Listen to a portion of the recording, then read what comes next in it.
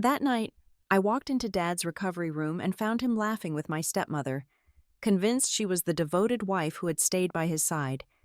He had no idea about the violence she unleashed on me back home while he was on a ventilator. Only the night nurse standing in the hallway knew the truth. Hours later, she whispered just one sentence to him, and that single moment was enough to flip our entire lives upside down. My name is Aubrey Whitlock, and standing there in the peripheral shadows of the Harborside Grand Hotel ballroom, I felt less like the chief technology officer of Iron Gate Shield Systems and more like a ghost haunting her own bank account. At 34 years old, I spent my days orchestrating the cyber defense of Fortune 500 companies and municipal grids across the state. I commanded teams of elite engineers. I made decisions that protected millions of dollars in assets every single hour.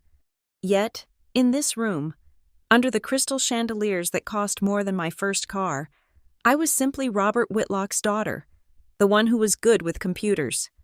The air in the ballroom smelled of expensive perfume and roasted prime rib. It was my father's 68th birthday, a milestone that my stepmother, Denise, had decided required a celebration fit for a coronation. The venue was her choice. The 5-course menu was her choice. The live jazz band, currently playing a soft, non-intrusive rendition of a Cole Porter standard, was her choice. The only thing that was not her choice was the bill. That particular honor belonged to me. I took a sip of sparkling water, my eyes scanning the room as I did the mental math again. The invoice for the venue rental, the catering for 200 guests, the floral arrangements that looked like they had been flown in from a rainforest, and the open bar that was currently being abused by my stepbrother, Tyler. It all came out to just over $120,000. I had wired the money to the event planner 3 weeks ago from my personal account, attaching a note that strictly forbade them from discussing the total with my father. Denise had insisted on that. She said she did not want Daddy to worry about money on his big day. She said it would be our little secret gift to him. I watched her now, circulating through the crowd like a shark in a sequined gown. Denise was beautiful in a terrifying way, her blonde hair coiffed into a rigid helmet of perfection. Her smile bright enough to expose teeth, but not warm enough to reach her eyes. She had her hand on my father's arm, guiding him from one group of Riverside Heights elite to another. There were doctors from St. Gabriel Medical Center, partners from the top law firms, and the entire rotation of Dad's Sunday Golf Club. Denise was working the room, cementing the image of the Whitlocks as a pillar of the community, a family of wealth, influence, and perfect harmony. I straightened the lapels of my black blazer. I had come straight from the office, opting for a sharp, professional look rather than the frilly pastel gowns Denise favored. I saw my father wave me over. He looked frail but happy, his face flushed with excitement and perhaps a bit too much scotch. "And here she is," Dad announced as I approached the circle of men he was holding court with. "My daughter, Aubrey." I extended my hand to a man I recognized as a local judge. "Pleasure to meet you." "Aubrey is the brains of the operation," Dad said, clapping a hand on my shoulder. The weight of it felt heavy, possessive. "She does something with computers. Very technical. I can barely figure out how to turn my iPad on. But she is a wizard with those things." I forced a smile, the muscles in my jaw tightening. "I am the CTO of Iron Gate Shield Systems. Dad, we handle enterprise-grade cybersecurity." "Right, exactly," Dad said, waving his hand dismissively as if I had just corrected his grammar. "Computers. But let me tell you who you really need to watch out for. Where is he? Tyler. Get over here, son." Tyler emerged from the crowd, holding a tumbler of whiskey that looked dangerously empty. He was wearing a suit that was tailored a little too tight, the fabric shimmering under the ballroom lights. He had that distinct look of a man who believed his own hype, despite the fact that his resume was a graveyard of failed startups and abandoned projects. "This is Tyler," Dad said, beaming with a pride that stung me more than any insult could. "My stepson. He is a real estate entrepreneur, full of fire. This one. He is looking into some commercial development downtown that is going to change the skyline of Riverside Heights." The judge looked impressed, shaking Tyler's hand vigorously. Is that so? The market is tough right now, young man. Fortune favors the bold, Tyler said, flashing a grin that was a carbon copy of his mother's. We are looking at high-yield opportunities. Very exclusive. I had to look away. The commercial development he was talking about was a strip mall renovation that had stalled 6 months ago because Tyler forgot to file the zoning permits. I knew this because I was the one who paid the legal fees to keep him from getting sued by the contractors. As the group dispersed, a man named Mr. Sterling lingered behind. He was an old friend of my father, a retired banker with kind eyes and a reputation for honesty. He stepped closer to me, lowering his voice. Aubrey, I just wanted to say it is good to see you, Mr. Sterling said, and I wanted to tell you that what you did for your folks, it is admirable. I frowned, confused. I am sorry? The house, he whispered, leaning in. Robert told me over golf last week. He said you were incredibly generous to help Tyler secure that business loan and paying off the remainder of your father's mortgage so he could retire without debt. That is a rare thing these days. Most children just wait for the inheritance. My stomach dropped. The room seemed to tilt on its axis. I had never paid off the mortgage. I had given Denise a check for $50,000 6 months ago because she told me they were behind on property taxes and risked a lien. And the business loan for Tyler? I had co-signed a guarantee for $20,000, not funded a venture. Dad said I paid off the mortgage? I asked, my voice barely a whisper. Oh, he did not say the numbers. Mr. Sterling said, patting my arm. But he was glowing about it, said Denise arranged it all, but the funds came from your hard work. You are a good daughter, Aubrey. He walked away, leaving me standing frozen in the middle of the dance floor. The narrative clicked into place like a deadbolt sliding home. Denise and Tyler were not just taking my money. They were laundering it through their own reputation. They were using my earnings to buy the community's respect, painting themselves as the savvy managers of the family fortune while I was just the silent funding source. To Dad, Denise was the miracle worker who arranged things, and I was just the resource she managed. A sharp clinking sound cut through the murmurs of the crowd. I looked toward the stage. Denise was standing at the microphone, tapping a spoon against her champagne flute. The sound was piercing, demanding attention. The room fell silent. If I could have everyone's attention, please, Denise purred into the microphone.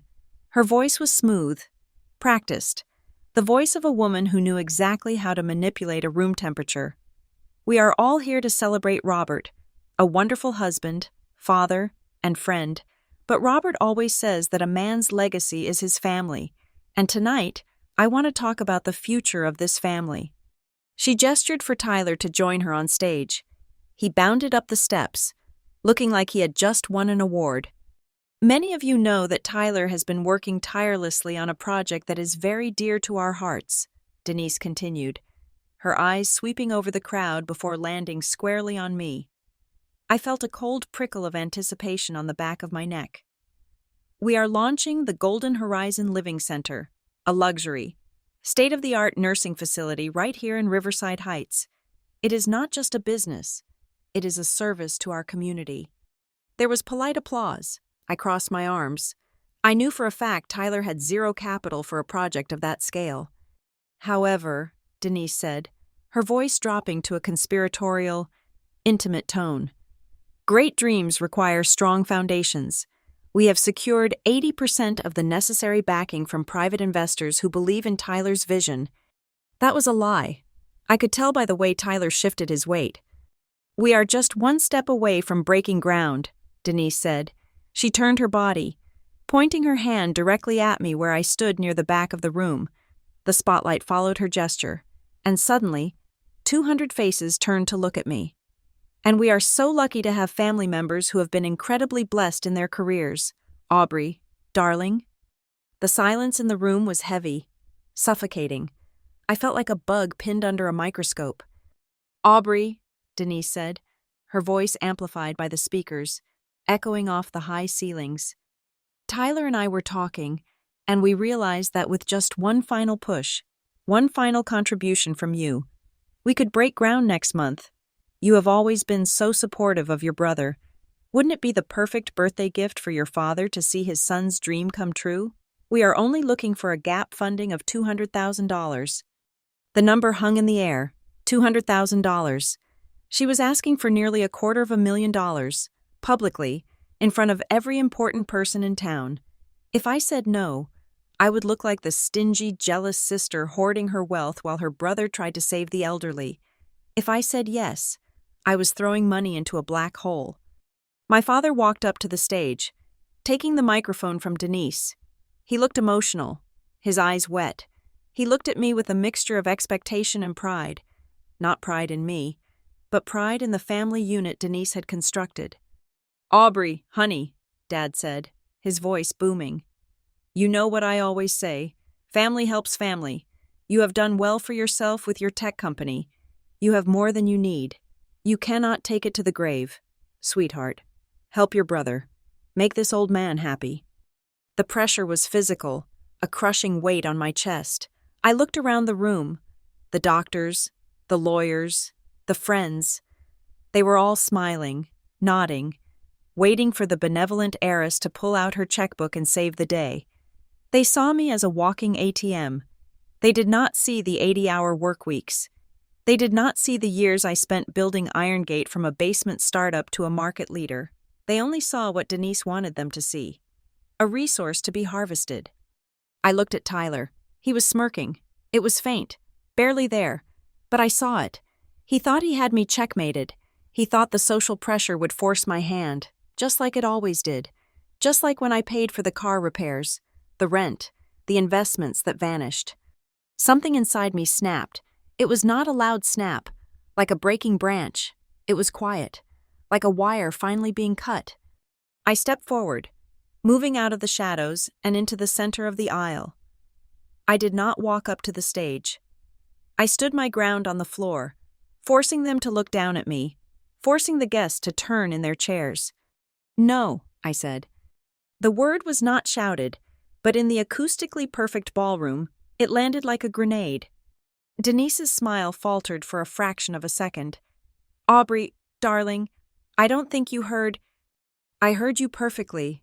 Denise," I said, my voice steady, projecting with the authority I used in boardrooms, not the meekness I usually reserved for family dinners. "I heard you ask me for $200,000 to fund a project that Tyler has no experience managing, for a property that I know for a fact he has not even secured zoning permits for yet." Gasps rippled through the room. Someone dropped a fork. "Aubrey," Dad barked, the microphone picking up his shock. "That is enough. We do not discuss details like that in public." "You brought this into the public—" "Dad," I said, looking him dead in the eye. "You and Denise decided to ask me for $250,000 in the middle of a birthday party, so I am giving you my answer in the middle of the birthday party. No." "Think about the family," Denise said, her voice sharpening, losing its sugary coating. "Think about what you are doing to your father's night." "I am thinking about the family," I replied, and for the first time, I let the anger bleed into my tone. "I am thinking about the $120,000 I paid for this party tonight, which nobody seems to know about. I am thinking about the $50,000 I gave you for the mortgage that Mr. Sterling thinks you paid off yourself. I am thinking about the fact that I have been funding this illusion of success for 10 years. Tyler stepped forward, his face flushing red. "You are lying. You are just jealous because Dad believes in me." "I am done, Tyler," I said, cutting him off. "I am not an investor. I am not a bank. And I am certainly not going to throw another dime into the bottomless pit of your vanity projects. As of this moment, the Bank of Aubrey is closed. Permanently." I turned my back on the stage. The silence behind me was absolute. It was the kind of silence that precedes a catastrophe. I could feel their eyes boring into my back. Dad's confusion, Tyler's rage, and Denise's pure, distilled hatred. I walked toward the exit, my heels clicking rhythmically on the marble floor. I did not look back. I knew I had just lit a match and dropped it onto a bridge soaked in gasoline. I knew there would be consequences. I knew Denise would spin this, twist it, and weaponize it. But as I pushed through the heavy double doors and stepped out into the cool night air of Riverside Heights, I did not feel fear. I felt the first terrifying, exhilarating breath of freedom. I had finally said it. I just didn't know that while I was busy declaring my independence, the real war was already being plotted back inside, and the first casualty would not be my reputation, but my father's life. The valet brought my car around, but I did not get in immediately. I stood on the curb outside the Harborside Grand, my hands trembling not from cold, but from the adrenaline crash. My heart was hammering against my ribs, a frantic rhythm that felt dangerously similar to the one I had felt 5 years ago. Walking away from my family tonight felt like a victory, but the road to that moment had been paved with a decade of silence, guilt, and a very specific kind of violence that leaves no bruises you can show to a police officer. People often assume that stepmother stories are fairy tales about wicked women locking children in attics. They assume the abuse happens when you are small and helpless. But Denise was smarter than that. She did not strike when I was a child. She waited until I was an adult, until the dynamics were complicated by money and pride, until she could weaponize my own maturity against me. I leaned against the cold metal of my car door and closed my eyes, letting the memory of how this truly started wash over me. It began when I was 22. I had just graduated from college, clutching a degree in computer science and grieving the loss of my mother to ovarian cancer. The house was quiet then, a mausoleum of dust and memories. Then came Denise. She did not storm in. She flowed in like a bright, suffocating perfume. She was the woman who made my father smile again, the woman who opened the curtains and threw out the old throw pillows. At first I was grateful. I wanted my father to live. I wanted him to be happy. But gratitude is a currency Denise spent quickly. She never hit me. She never starved me. Instead, she edited me. She would look at my flannel shirts and jeans, my uniform for coding marathons, and ask with faux concern if I was having financial trouble, suggesting that surely a young woman wanted to look like a lady, not a utility worker. When I landed my first junior developer job and moved back home to save for a deposit on an apartment, she made it clear that my presence was an intrusion on their newlywed phase. She would leave rental listings on my pillow. She would reorganize the kitchen and accidentally throw away my protein powder or my specific tea blends because they cluttered the aesthetic. It was a war of attrition. She made me feel like a guest in the house where I had learned to walk. But I took it. I moved out. I worked hard. I built my career. I thought if I gave them space, if I became successful, she would respect me. I was wrong. The dynamic shifted violently when I was 27. That was the year Dad had his first heart attack. It was terrifying. He went from being a robust man to a fragile patient in the span of an hour. Denise immediately appointed herself the gatekeeper. She took control of the finances, claiming Dad needed to rest and not worry about bills. That was when the requests started. First, it was $500 for a specialist copay that insurance supposedly would not cover. Then it was $1,000 for home modifications to make the bathroom safe for him. I paid it. Of course I paid it. I was the successful daughter. I was the CTO on the rise. Writing a check was the only way I felt useful while my father lay in a hospital bed. Denise promised it was a loan. She promised she would pay me back once the disability insurance kicked in. She never did. But the night that broke me, the night that actually broke me, not just my bank account, happened 2 years later. I was 29. Dad was back in the hospital, this time for a complication with his medication that had caused fluid to build up in his lungs. He was in the ICU, hooked up to monitors, fragile as glass. I had spent a 12-hour shift fighting a ransomware attack at the office, followed by 4 hours sitting by his bedside while he slept. I was exhausted, my eyes burning, my soul worn thin. I drove to Dad's house, our house, around 2 a.m. to pick up some paperwork Denise said she needed for the insurance company. She told me she was staying at the hospital overnight, so I expected the house to be empty. It was not. When I walked in, the lights were blazing. I heard rustling coming from the study. my old bedroom that had been converted into an office. I walked down the hall, my footsteps silent on the carpet. Denise was there. She was not at the hospital with her dying husband.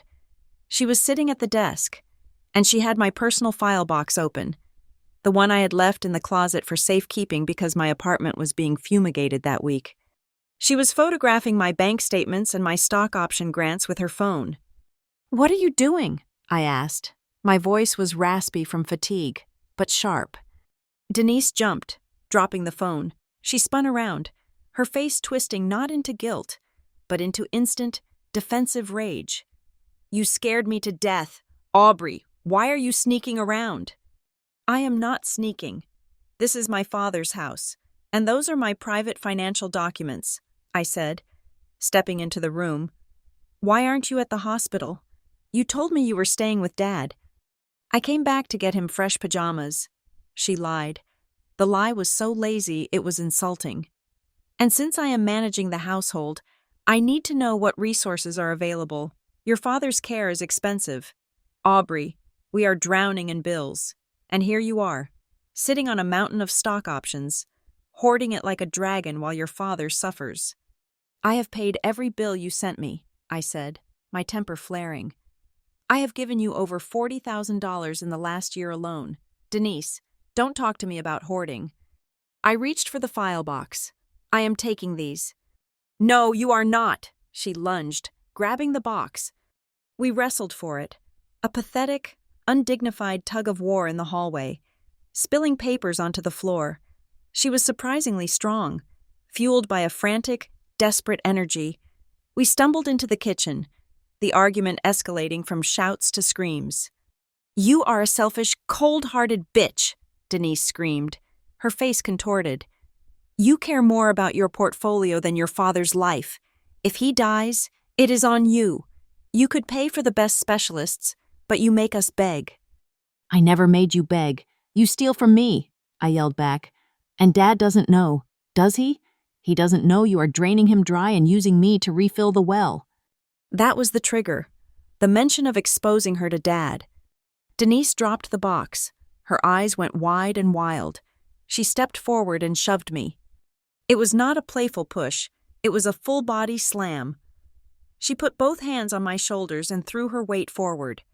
I was wearing heels. The floor was polished tile. I lost my footing instantly. I flew backward, my arms flailing, trying to grab onto the granite island. But I missed. My lower back slammed hard against the brass handle of the lower cabinets. A sharp, blinding explosion of pain that knocked the wind out of me. Then my head cracked against the tile floor. For a second, the world went white. I lay there, gasping for air, the pain radiating from my spine up to my skull.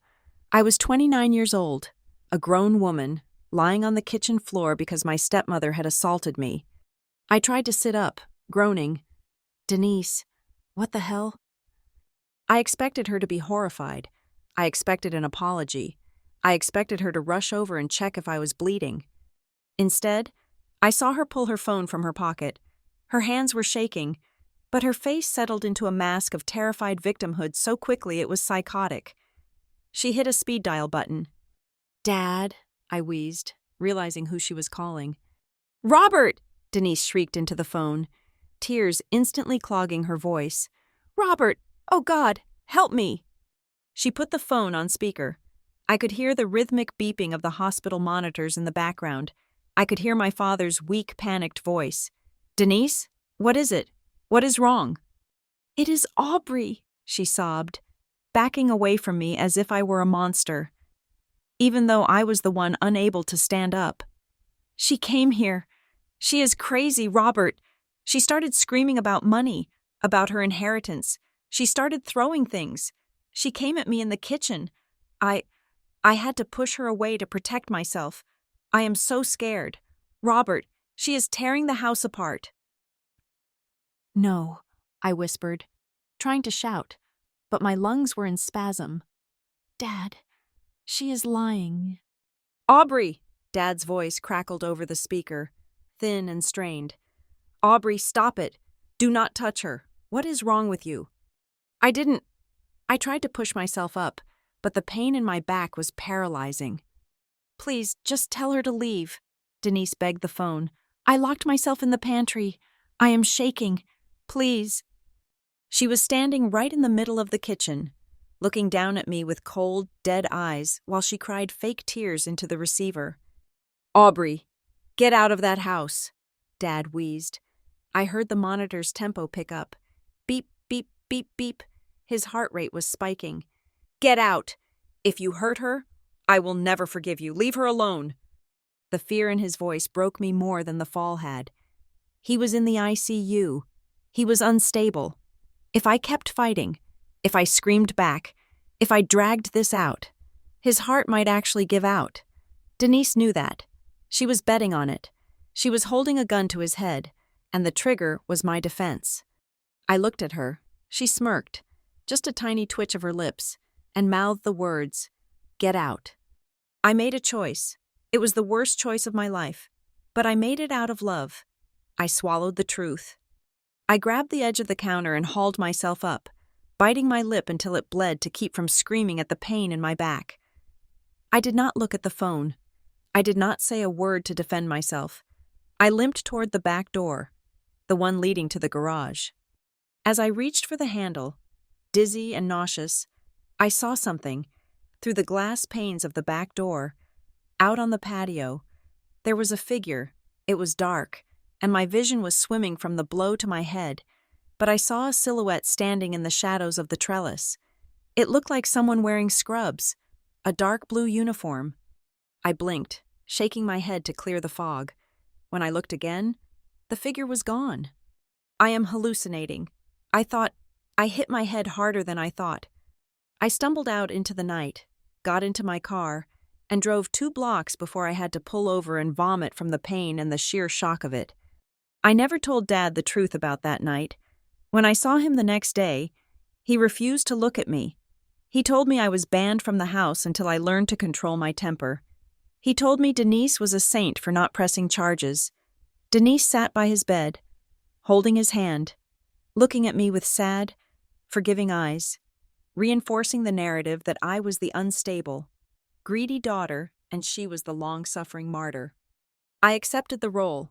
I apologized for losing control just to lower his blood pressure. I paid for the damages Denise claimed I caused. I retreated. I focused on my work. I let them win because I thought losing the battle was the only way to keep my father alive. But standing outside the hotel tonight, 5 years later, the cold air biting at my exposed skin, I realized something. That night in the kitchen was not an isolated incident.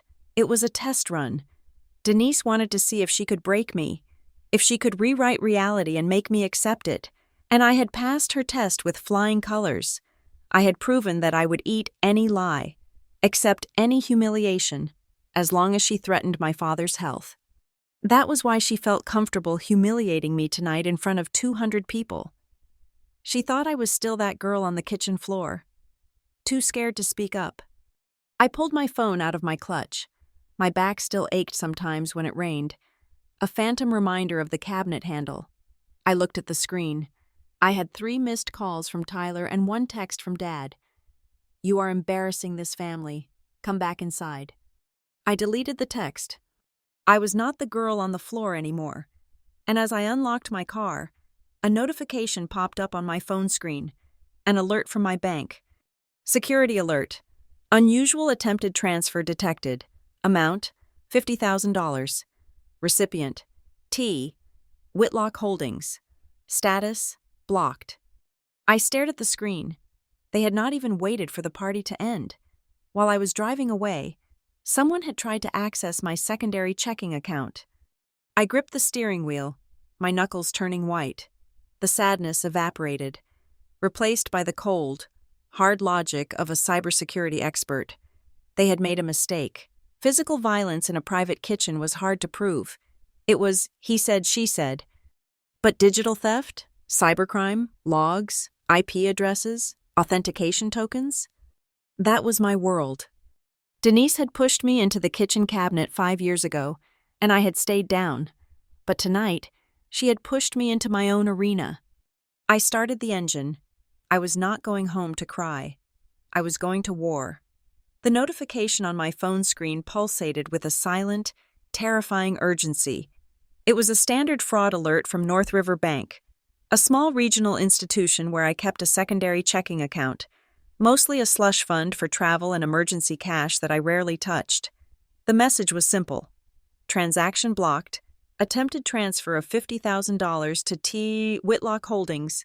Please verify.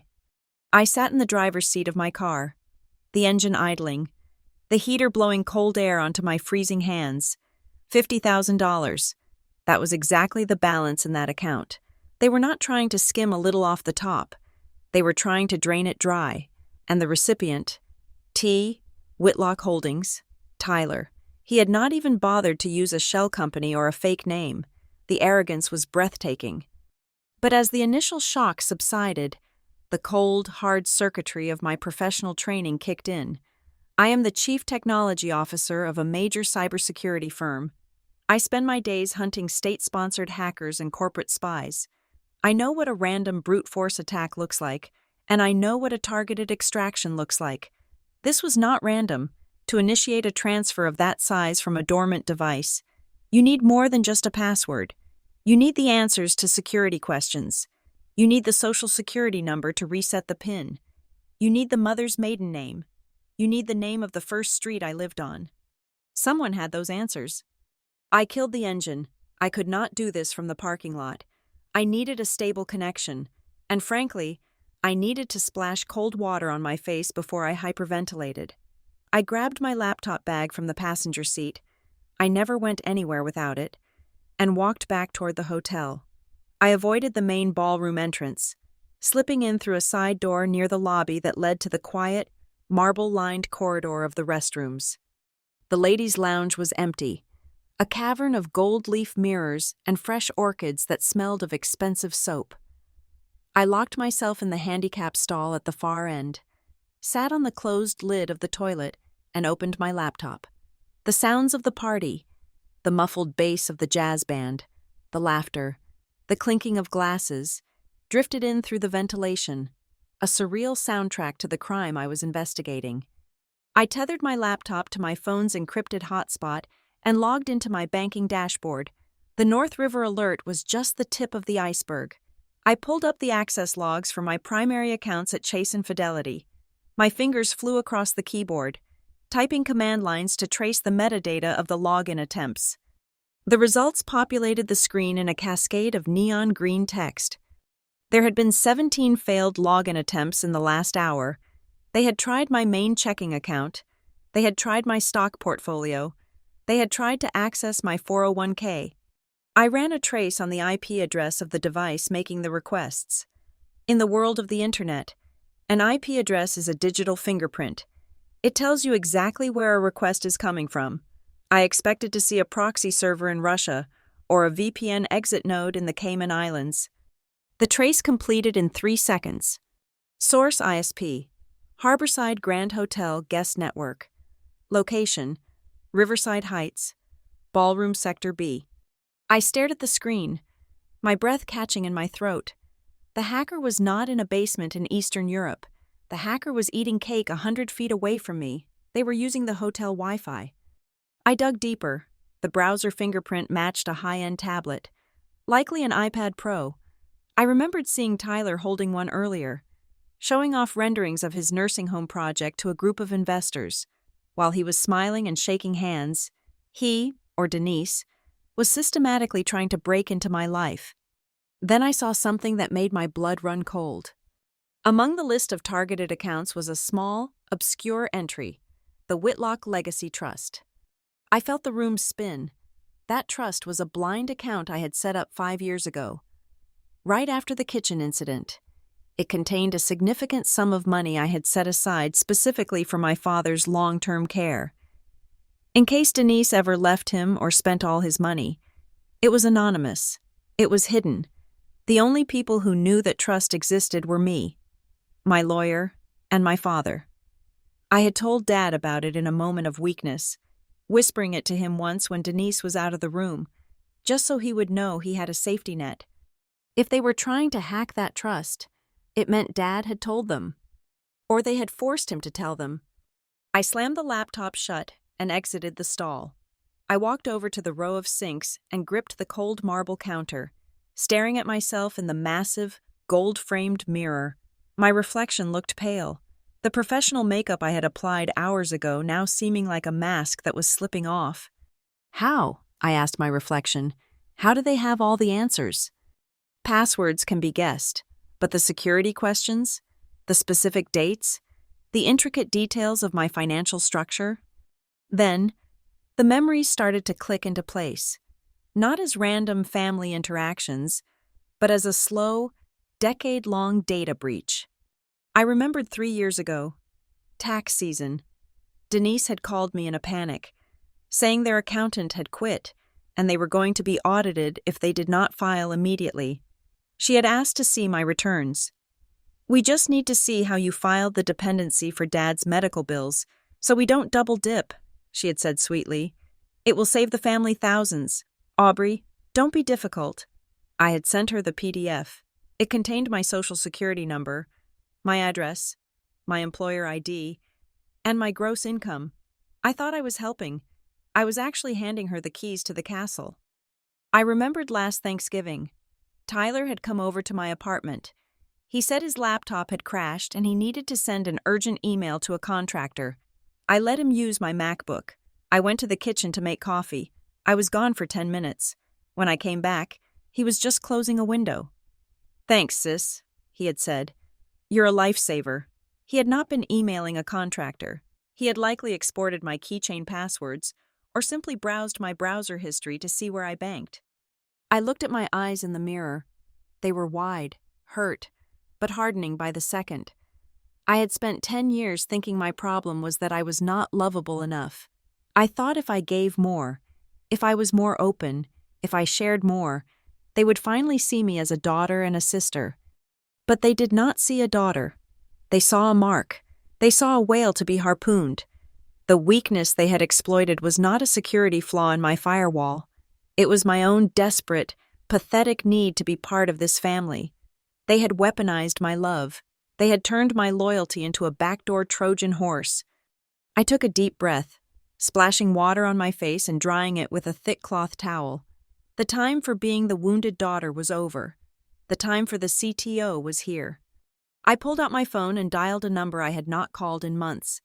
It was 11 o'clock at night, but I knew she would answer. Amelia Rhodes picked up on the second ring. Amelia was not just a lawyer. She was a shark in a silk blouse. We had gone to college together, and while I went into tech, she went into family law and forensic accounting. She dealt with divorces where billionaires tried to hide assets in cryptocurrency. She ate people like Tyler for breakfast. "Aubrey?"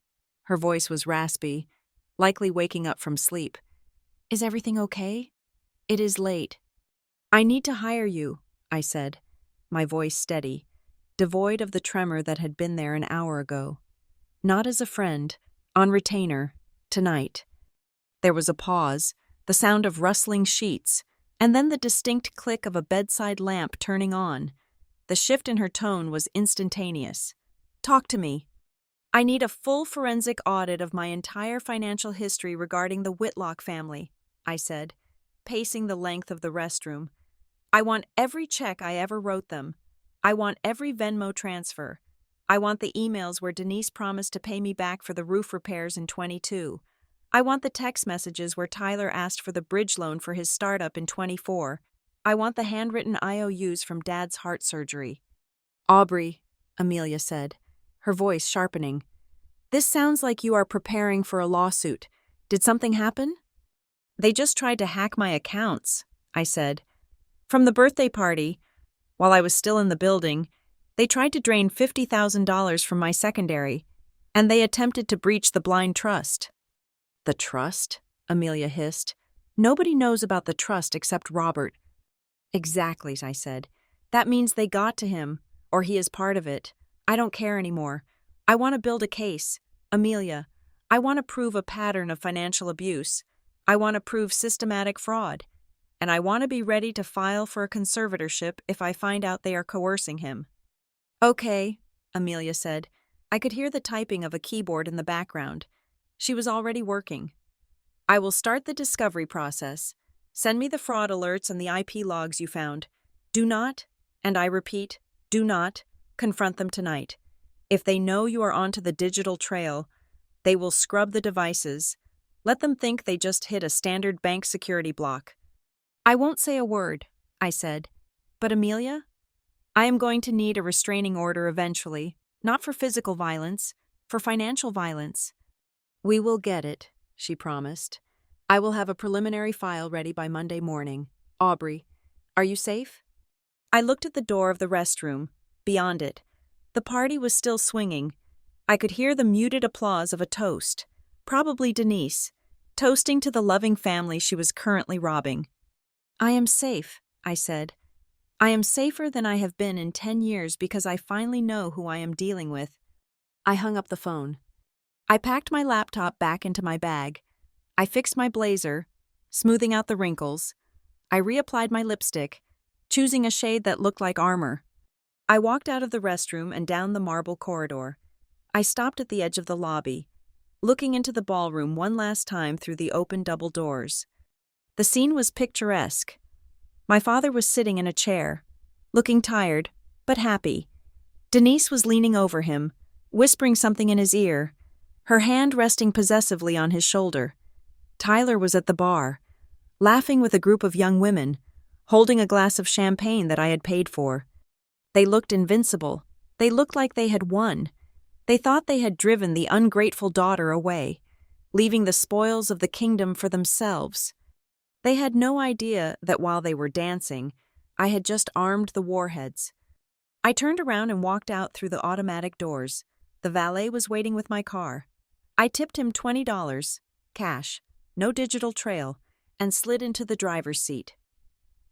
As I drove away from the Harborside Grand Hotel, watching the lights fade in my rearview mirror, I did not cry. The sadness was gone, cauterized by the heat of the betrayal. I was done paying for their love.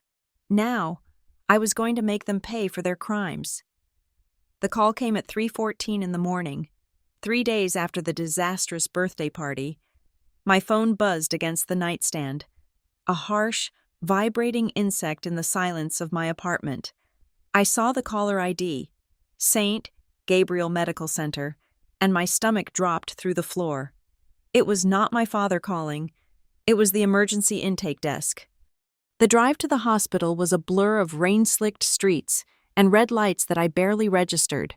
When I arrived, the air in the lobby smelled of antiseptic and stale coffee, the unique olfactory signature of bad news. My father had suffered a severe myocardial infarction, a massive heart attack. He was alive, but barely. He was currently in the cardiac intensive care unit, hooked up to machines that breathed for him and pumped his blood. And just like that, the battlefield shifted. We were no longer fighting in the plush, velvet-lined ballroom of the Harborside Grand. We were fighting in the sterile, fluorescent-lit purgatory of the 4th floor. When I stepped off the elevator, the first thing I saw was Denise. She had already set the stage. She was curled up in one of the uncomfortable vinyl chairs in the waiting area, a blanket draped over her shoulders, looking small and fragile. She was not wearing her usual designer armor. She was in sweatpants and an oversized cardigan. Her face scrubbed clean of makeup to highlight her red, puffy eyes. To anyone walking by, nurses, doctors, other families, she looked like the picture of a devastated, devoted wife. She was holding court with a young resident doctor, clutching his hand with both of hers. "I just don't know what I would do without him," I heard her sob, her voice trembling just enough to be heartbreaking without being hysterical. "He is my whole world. Doctor, please, you have to save him. If anything happens to me, I can handle it. But I need him to be okay for the children. I have to be strong for Aubrey and Tyler." I stopped 10 feet away, my hands clenching into fists at my sides. She was already spinning the narrative. She was the martyr. She was the anchor. I walked up to them. "Where is he?" I asked, my voice cutting through her performance like a scalpel. Denise looked up, her eyes widening with a flash of fear that she quickly masked with a look of weary tolerance. "Aubrey, you're here." "I asked where my father is," I repeated, looking at the doctor. "He is stable for now. Ms. Whitlock," the doctor said gently. "He is in room 412, but he is very weak. We are limiting visitors to immediate family only, and strictly one at a time for short intervals." "I am immediate family," I said, stepping toward the double doors of the unit. Dennis stood up, blocking my path. She did not shove me this time. She was too smart for that in a public place. Instead, she placed a trembling hand on my arm, looking at me with pleading eyes. "Aubrey, honey, wait," she whispered. "The doctor said he needs absolute calm. His blood pressure is still dangerous. Maybe it is better if you wait a little while. You know how upset he gets when things are tense." She left the sentence hanging, implying that I was the source of the tension, that I was the danger to his health. "I am going to see my father. Denise," I said, shaking her hand off. "Do not try to stop me." I pushed past her and walked down the hall, but when I reached room 412, the door was closed. A nurse was adjusting a drip outside. "I am sorry. Are you the daughter?" the nurse asked. "Yes, I am Aubrey." "Mrs. Whitlock just asked us to give him a moment to rest," the nurse said apologetically. "He was agitated earlier. She said he might need some time before seeing visitors who might distress him." I stared at the nurse. Denise had already poisoned the well. She had already planted the seed that I was a stressor, not a support system. "I will wait," I said coldly, "but I am not leaving." Over the next 48 hours, this became the pattern. It was a masterclass in soft power. Every time I tried to enter the room, there was a reason I couldn't.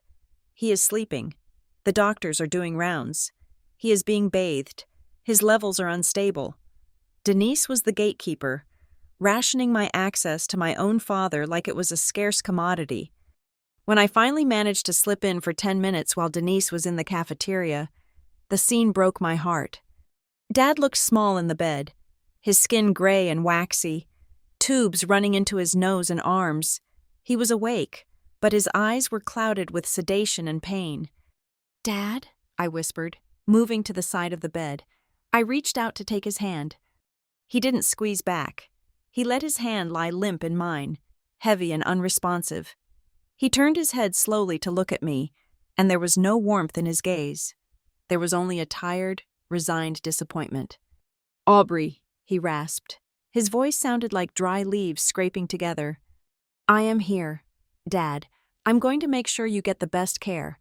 I have already called a specialist in Boston who—" "Stop," he said. The word was weak, but the intention was sharp. "Just stop." "Dad?" "Denise told me," he whispered, closing his eyes. "She told me about the party, how you yelled at her, how you humiliated your brother." "Dad, that is not what happened," I pleaded, keeping my voice low. "They tried to extort me. They lied to you about the mortgage. They—" "Always money," he murmured, shaking his head slightly. "It is always money with you, isn't it? You have so much of it, but you hold it over us like a weapon. Denise, she has been sleeping in that chair for 2 nights. She hasn't left my side. She is trying to hold this family together, and you are tearing it apart. She is manipulating you." "Dad," I said, tears stinging my eyes. "She is lying to you." He pulled his hand away from mine. It was a slow, deliberate rejection. "She told me you were angry," he said. "She told me to be careful around you. She said you might lose your temper again, like that night in the kitchen." I froze. The kitchen. The night I was the one on the floor, unable to breathe. He still believed I was the aggressor. "I didn't hurt her, Dad," I said, my voice cracking. "She pushed me." "Don't," he said, turning his face away toward the window. "Just don't cause trouble. Aubrey, if you are going to be here, be quiet, or leave. I cannot take the fighting. I just want peace."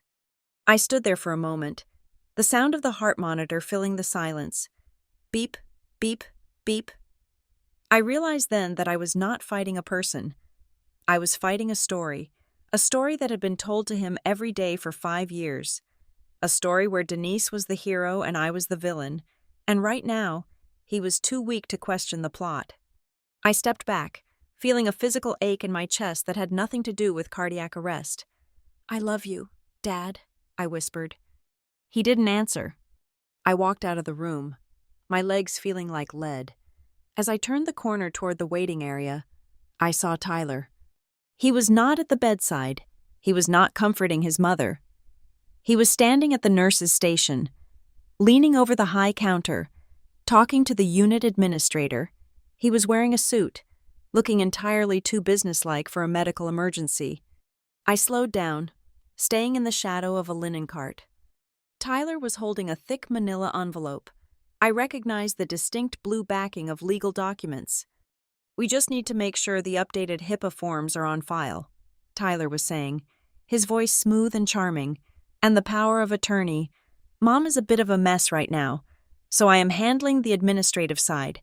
We need to make sure she has full signatory authority for all medical and financial decisions effectively immediately, given Robert's condition." "I see here we have an older document from 2020, the administrator said, tapping on her keyboard. "Listing an Aubrey Whitlock as the secondary agent?" "Right, that is the old one," Tyler said quickly, sliding a new stack of papers across the counter. "Dad updated these a few months ago. He wanted to remove the confusion. It is just Mom now, and me as the alternate. You can scan these in to replace the old file." I felt a cold chill run down my spine. The document from 2020, I had drafted that. It gave me the power to step in if Dad was incapacitated. It was my safeguard to protect him, and Tyler was erasing it right in front of me, replacing it with a document that likely gave Denise unchecked power to liquidate assets, sell property, and control his life support. He was not just visiting a sick relative, he was executing a coup. I wanted to run over there and scream.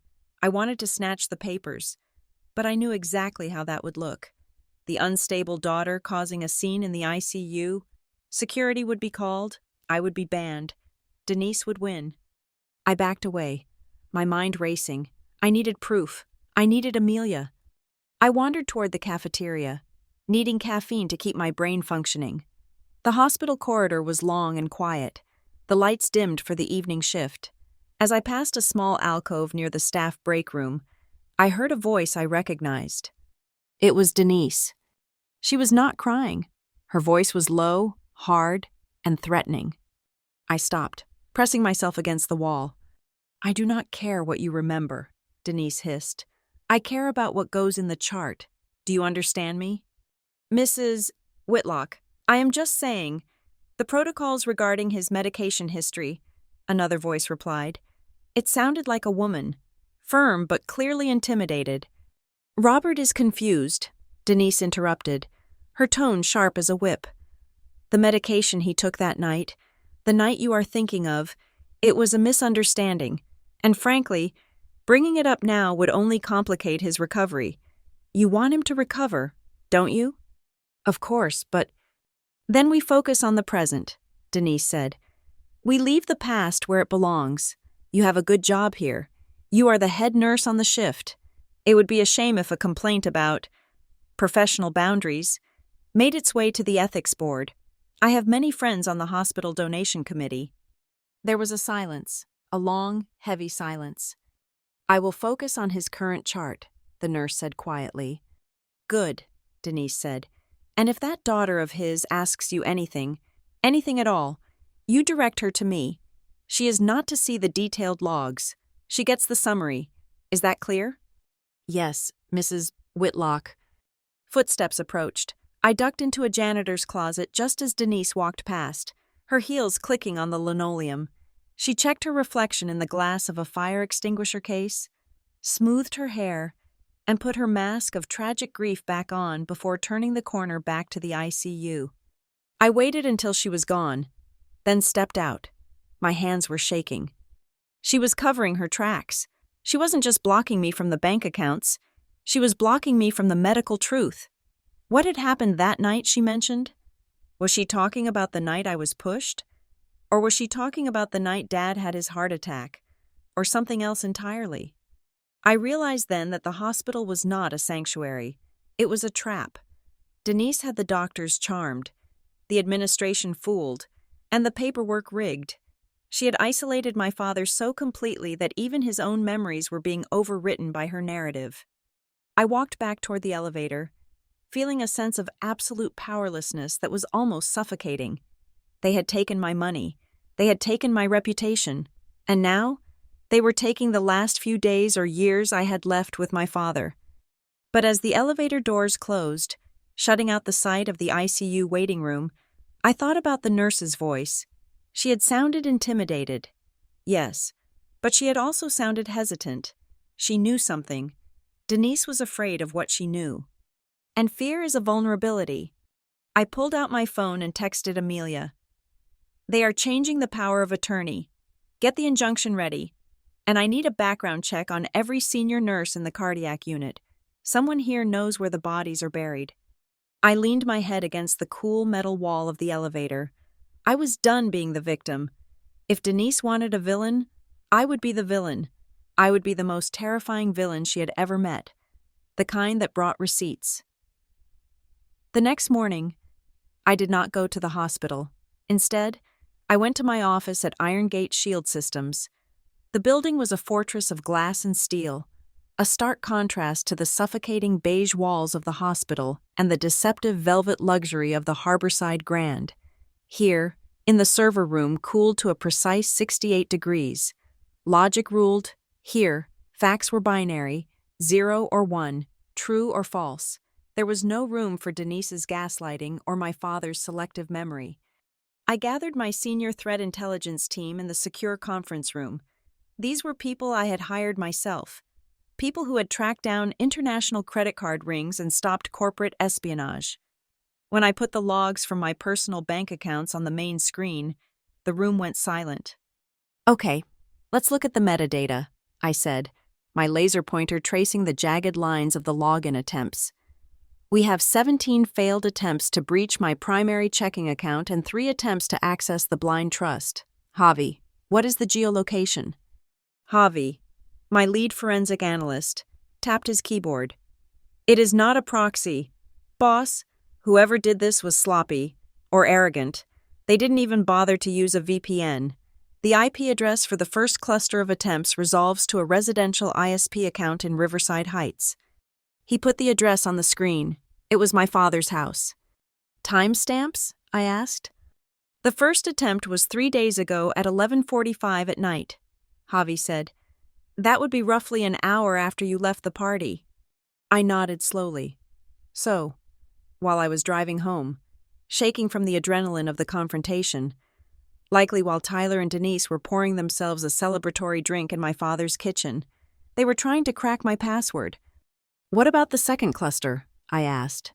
The ones targeting the trust fund? That is the interesting part, Javi said, frowning at his monitor.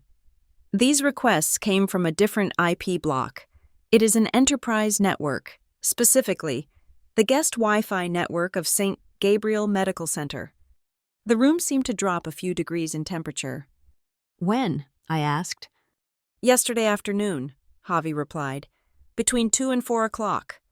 I closed my eyes. Yesterday afternoon. That was when I was sitting in the waiting room, being told by Denise that I couldn't see my father because he was resting.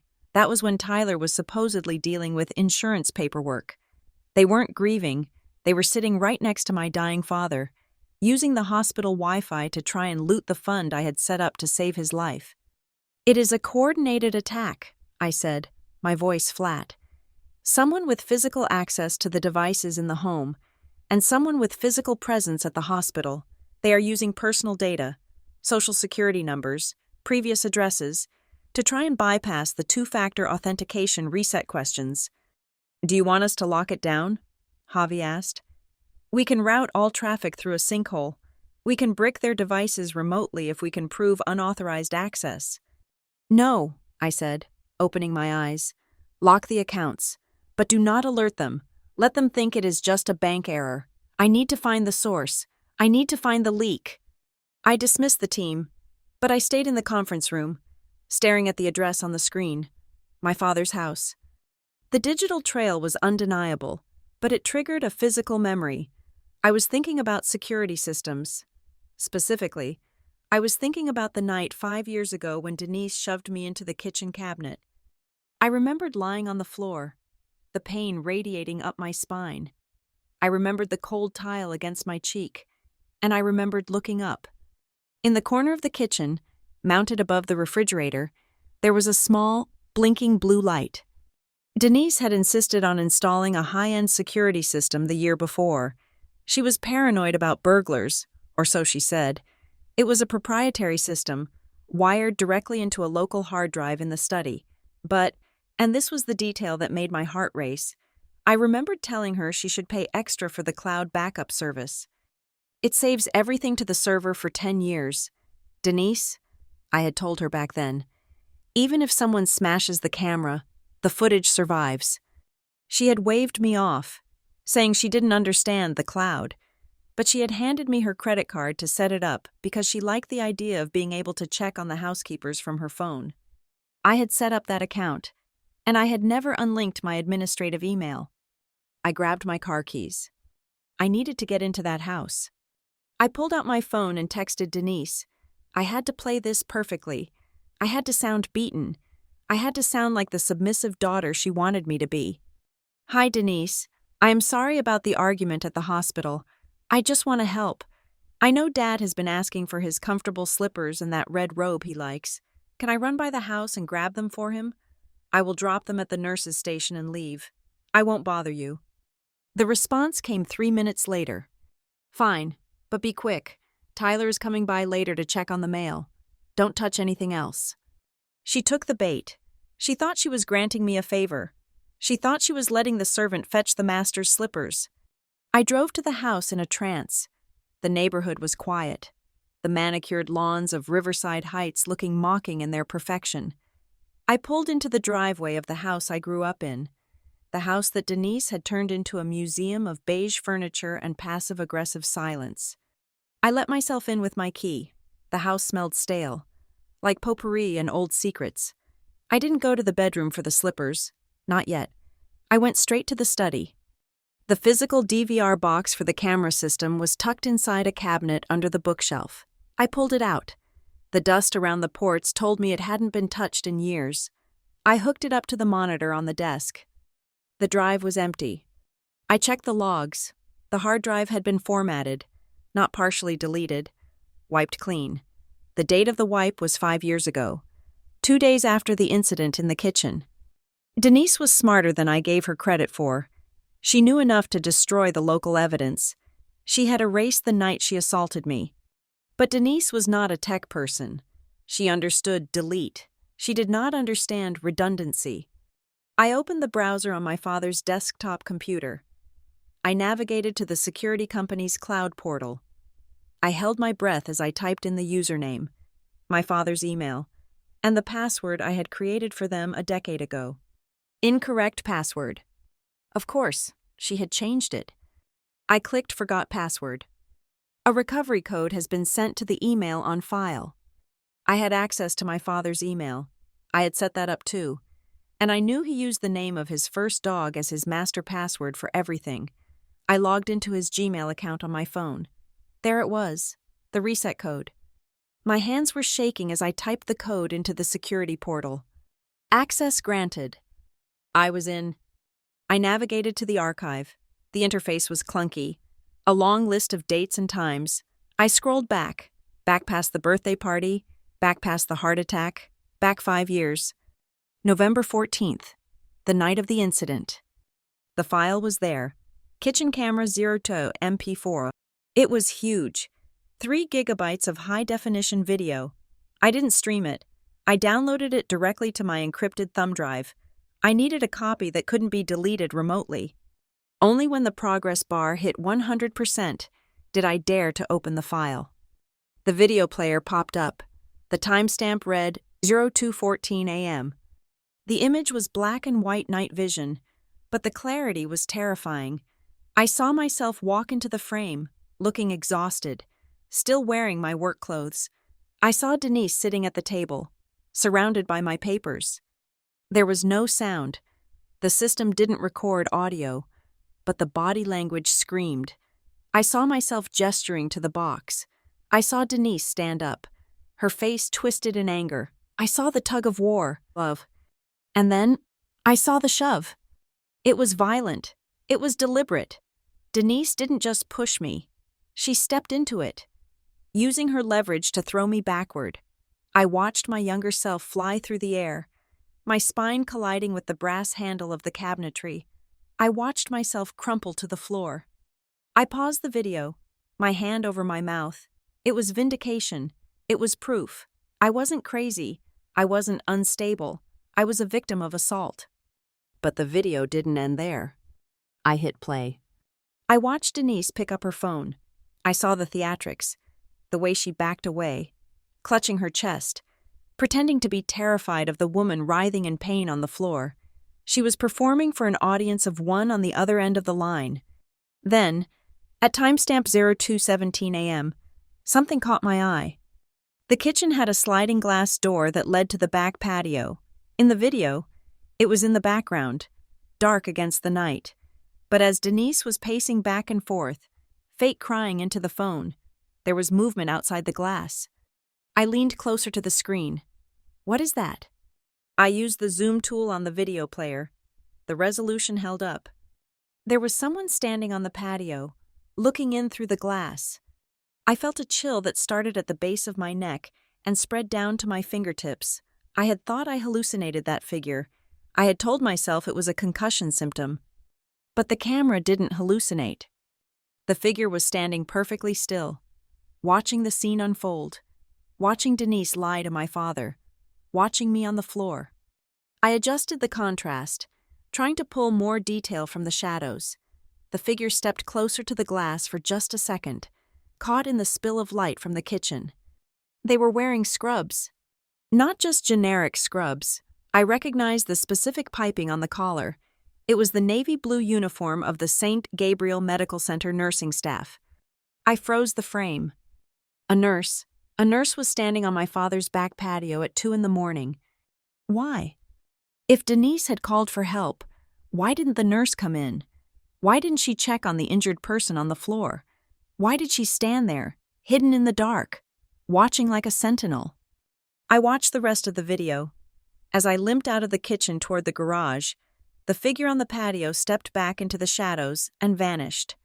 Denise never looked at the window. She never acknowledged the person outside. Or maybe she knew they were there.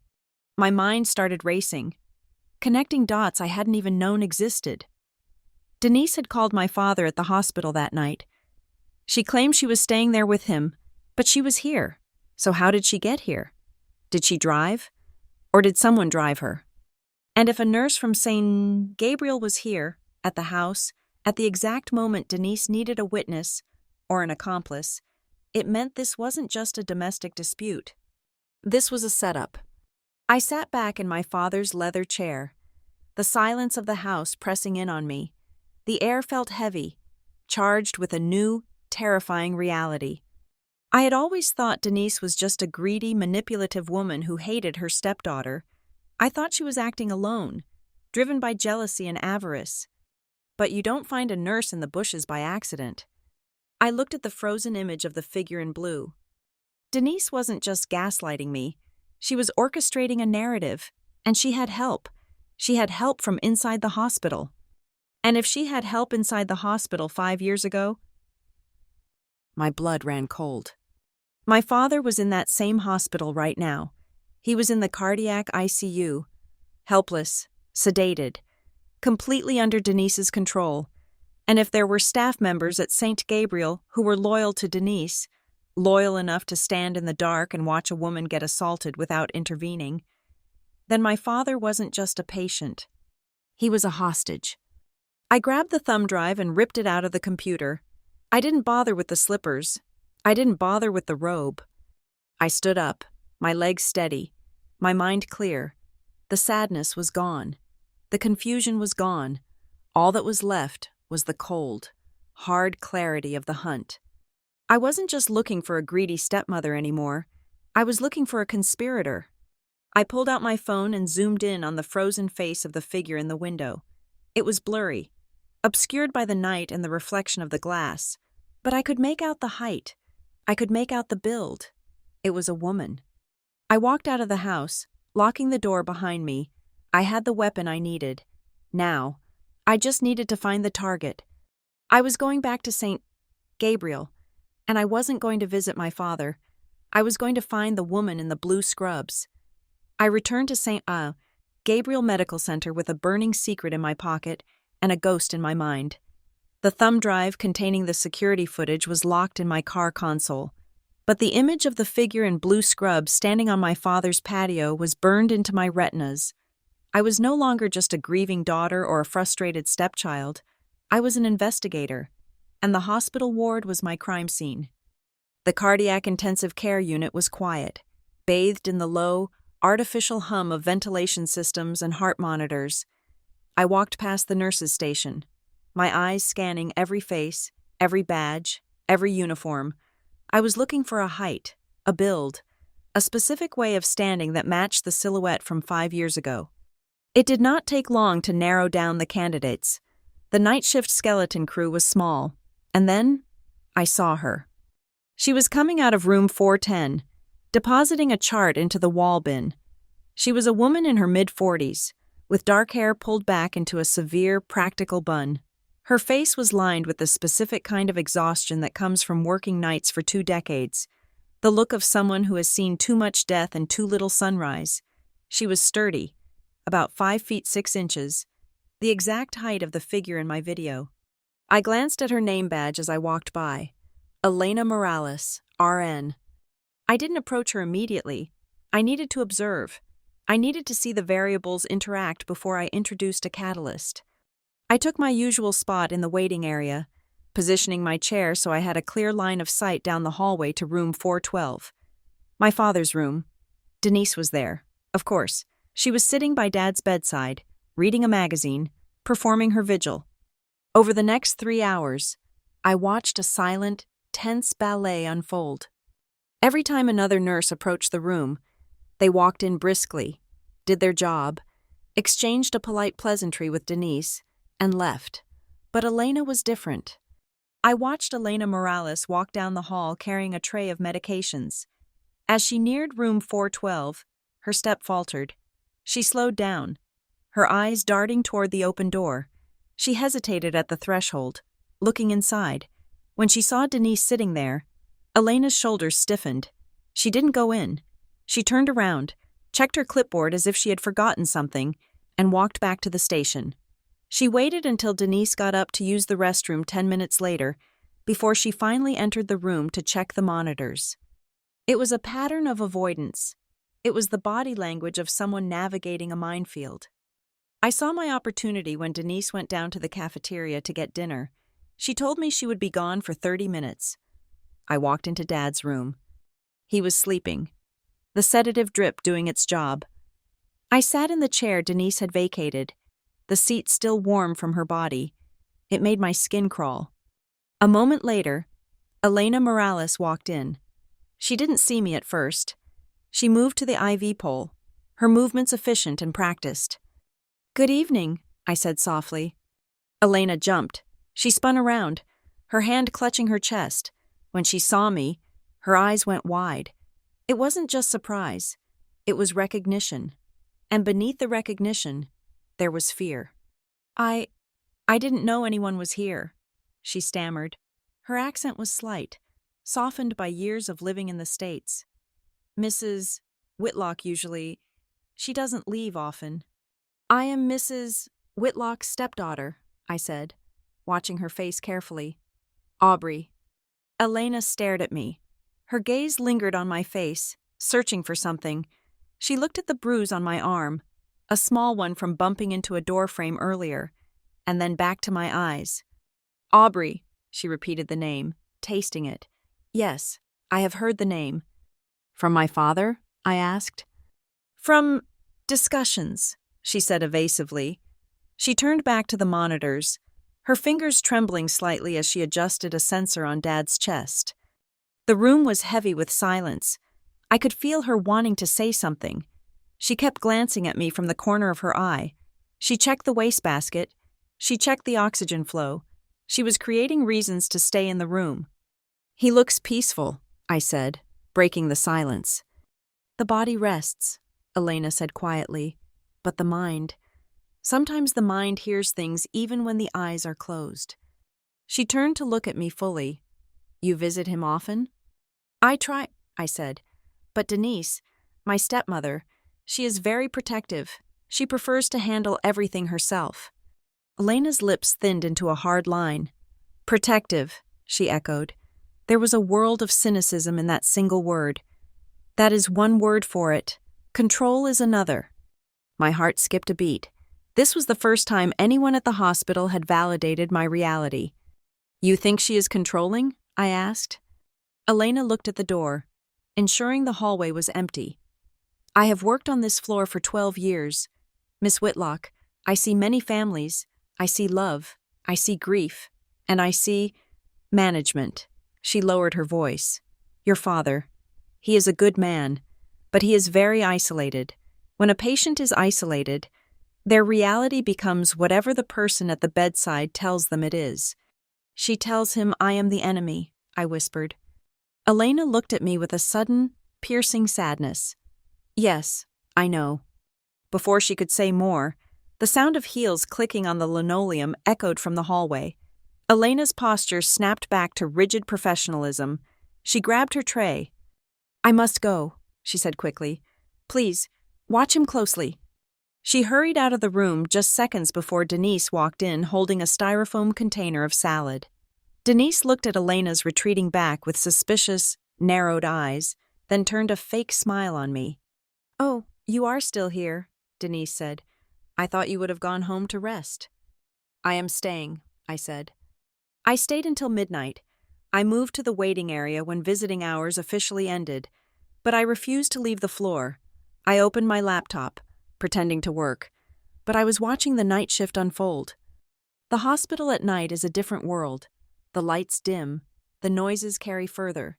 It feels liminal, like a space between worlds. I watched Elena. She spent her shift pacing. She would walk past room 412, pause, look at the closed door, and then keep walking. It was as if she was tethered to that room by an invisible cord. Pulled by a gravity she couldn't escape but terrified to approach. Around 2 a.m, I saw her head toward the vending machines in the alcove near the elevators. It was a secluded spot, away from the nurse's station and out of sight from Dad's room. I waited 30 seconds, then followed her. I found her standing in front of the coffee machine, watching the dark liquid pour into a paper cup. She was staring at the machine, lost in thought, her reflection in the plastic front looking ghostly. "Rough night?" I asked, stepping into the alcove. Elena stiffened, but she didn't run this time. She took her coffee and turned to face me. The hum of the refrigerator was the only sound. "The nights are always long," she said. "I noticed you looking at my father's room," I said, keeping my voice low and non-threatening. "You seem concerned, more than just for a patient." Elena blew on her coffee, the steam rising around her face. "He is a vulnerable man, Miss Whitlock, and vulnerability attracts complications." She looked up at me, her dark eyes intense. "You are the biological daughter, yes? His blood?" The way she emphasized biological made the hair on my arms stand up. It was a distinction that mattered to her. "Yes," I said. "He is my father. My mother passed away years ago." "And the legal power?" Elena asked, her voice dropping to a whisper. "Who holds the pen? Who signs the papers for him when he cannot speak?" "Right now, it is Denise," I said. "But I am fighting it." Elena nodded slowly, as if this confirmed a private theory. "You should fight it. Papers can be signed in the dark. You know, when the mind is foggy with medicine, a signature is just ink. It is not consent." I stepped closer. She was giving me breadcrumbs. She was telling me, without telling me, that Denise had coerced him. "Did you see her do that?" I asked. "Did you see her make him sign something when he was sedated?" Elena looked away, staring at the floor tiles. There are things I have witnessed in this hospital, things that keep me awake. We are taught to care for the body, but sometimes, to save the patient, you have to speak the truth that destroys the family. She looked back at me, and there was a desperation in her gaze. The truth needs to be heard, Miss Whitlock, especially by the patient. He believes a lie. He has believed it for a long time. What lie? I pressed. The lie about who loves him, she said cryptically, and who hurts him. I decided to take the risk. I had to know. I had to link the woman in front of me to the figure on the patio 5 years ago. Elena, I said, saying her name for the first time. You seem to know my family well, better than a nurse should. She tensed. Have you ever been to our house? I asked. The question hung in the air, heavy and dangerous. The big colonial on Oak Street? Maybe 5 years ago? Late at night? The reaction was visceral. Elena flinched as if I had slapped her. Her face drained of color. The coffee cup in her hand shook, liquid sloshing over the rim onto her knuckles. But she didn't seem to feel the burn. She stammered, taking a step back. I do not make house calls. That is against policy. I didn't ask about policy, I said, stepping forward. I asked if you were there. I have to go, she interrupted, her voice high and panicked. I have rounds. My break is over. She didn't walk away. She fled. She threw her full cup of coffee into the trash bin and practically ran out of the alcove, back toward the safety of the nurse's station. I stood there, my heart pounding. She hadn't denied it. Not really. Her panic was a confession. She was there. She was the witness. I took a deep breath and walked back toward the hallway. I felt a surge of triumph. I had found the crack in the armor. But as I rounded the corner, I nearly collided with Denise. She was standing right there, just outside the waiting room. She wasn't wearing her grieving widow face. She was wearing the face of a cornered animal. Her eyes were wild, darting between me and the nurse's station where Elena had just disappeared. What were you doing? Denise demanded. Her voice was a harsh hiss. Getting coffee, I said calmly, holding up my empty hands. The machine is broken. I saw you, Denise spat. I saw you talking to that nurse, Morales. What were you talking about? Why does it matter? I asked, tilting my head. We were just making small talk. She seems nice, very observant. Denise's face went pale. The blood drained from her cheeks, leaving her rouge standing out like clown paint. She took a step toward me, invading my personal space. Stay away from the staff. Aubrey, she threatened. You are harassing them. I will report you to security. You are interfering with your father's care. I am just talking to people. Denise, I said, letting a small, cold smile touch my lips. Why are you so afraid of a conversation? Unless there is something you don't want them to tell me. Denise glared at me, her hands clenching and unclenching at her sides. For the first time in my life, I saw her truly rattled. She wasn't in control. She was terrified. Go home, she whispered, but the command lacked its usual authority. It sounded like a plea. Just go home. She turned and marched back into Dad's room, closing the door firmly behind her. I saw her through the glass window. She immediately went to the phone, dialing a number rapidly. I stood in the hallway, watching her. She knew that Elena Morales was the loose thread that could unravel the entire tapestry of lies she had woven for a decade. Elena knew about the coerced signatures, and more importantly, Elena knew what really happened in the kitchen 5 years ago. Denise wasn't just afraid of losing the money. She was afraid of prison. She was afraid of the truth. And now I knew exactly where to apply the pressure. The key to saving my father wasn't in the bank records or the legal briefs. It was in the conscience of a night nurse who had been carrying a secret for too long. The next morning, the sky over Riverside Heights was a bruised purple, heavy with rain that refused to fall. I sat in the conference room of Amelia Rhodes's law firm, a space that smelled of lemon polish and expensive billable hours. The table between us was covered in paper, a physical manifestation of my family's disintegration. There were the bank logs showing the attempted transfers from the night of the party. There were the recovered screenshots of the security footage showing Denise shoving me into the cabinets.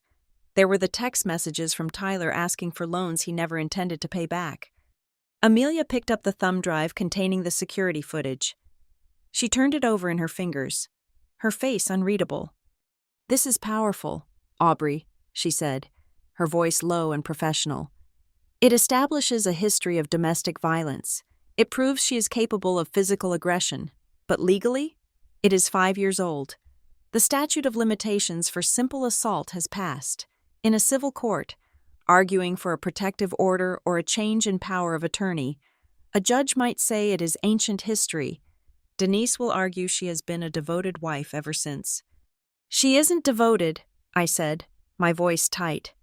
"She is a parasite. Look at the login attempts. Amelia, she tried to hack my trust fund while my father was in cardiac arrest." "I know," Amelia said, sliding a stack of documents toward me. "And that is why we are going to crush her. But first, you need to see this." I looked down at the papers. It was a copy of a document titled Asked Will and Testament of Robert J. Whitlock, dated just 10 days ago. "She filed this with the county clerk immediately," Amelia explained. "I pulled it this morning. Look at the signature." I stared at my father's name at the bottom of the page. The handwriting was shaky, barely legible, trailing off at the end of the Whitlock, as if his hand had slipped. It looked nothing like the firm, bold signature I had known my whole life. "He signed this?" I asked, feeling sick. "Allegedly," Amelia said.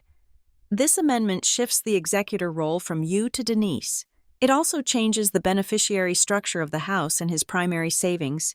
Instead of a 50-50 split between you and the stepfamily, it moves to a survivorship clause. If he dies, she gets everything immediately. You get nothing until she passes away." "Which means I get nothing, ever," I said, "because she will spend it all or transfer it to Tyler within a week." "Exactly," Amelia said. "But look at the notary stamp. It is a mobile notary service. The timestamp is 11 o'clock at night. Who calls a notary at 11 o'clock at night on a Tuesday?" "Someone who needs to get a signature when the patient is confused and medicated," I said, the rage burning cold in my chest. "We have a case for undue influence," Amelia said, leaning back in her chair. "We have the forensic evidence of the financial hacking. We have the video of past abuse. But to get an emergency injunction, to actually strip her of the power of attorney today and stop her from pulling the plug or draining the accounts, we need a smoking gun. We need them to admit that they are manipulating him." "They will never admit it," I said. "Denise is too careful." "She is careful when she feels threatened," Amelia corrected. "But when people think they have won, when they think the enemy has surrendered, that is when they get sloppy. That is when they brag." She looked at me, her eyes sharp. "You need to set a trap, Aubrey, a soft trap." I understood immediately. I had to stop being the warrior. I had to be the defeated daughter. I had to give them exactly what they wanted: submission. "I can do that," I said. "We need a meeting," Amelia plotted, tapping her pen on the table. "We will host it at the hospital, neutral ground. Tell them you are done fighting. Tell them you want to review the long-term financial plan to ensure Dad's care is funded. Bring them into a room, make them feel comfortable, and let them talk." "And you?" I asked. "I will be there," Amelia said, "but not as your shark. Introduce me as a consultant, or just the family lawyer there to facilitate the paperwork they want. I will bring a court-certified stenographer disguised as a notary. We will record every word." I took a deep breath. "Okay, let's do it." I spent the next hour composing the text message to Denise. It had to be perfect. It had to swallow my pride and feed her ego. "Denise, I have been thinking a lot since last night. You are right. I have been causing too much stress, and that is bad for Dad. I am tired of fighting.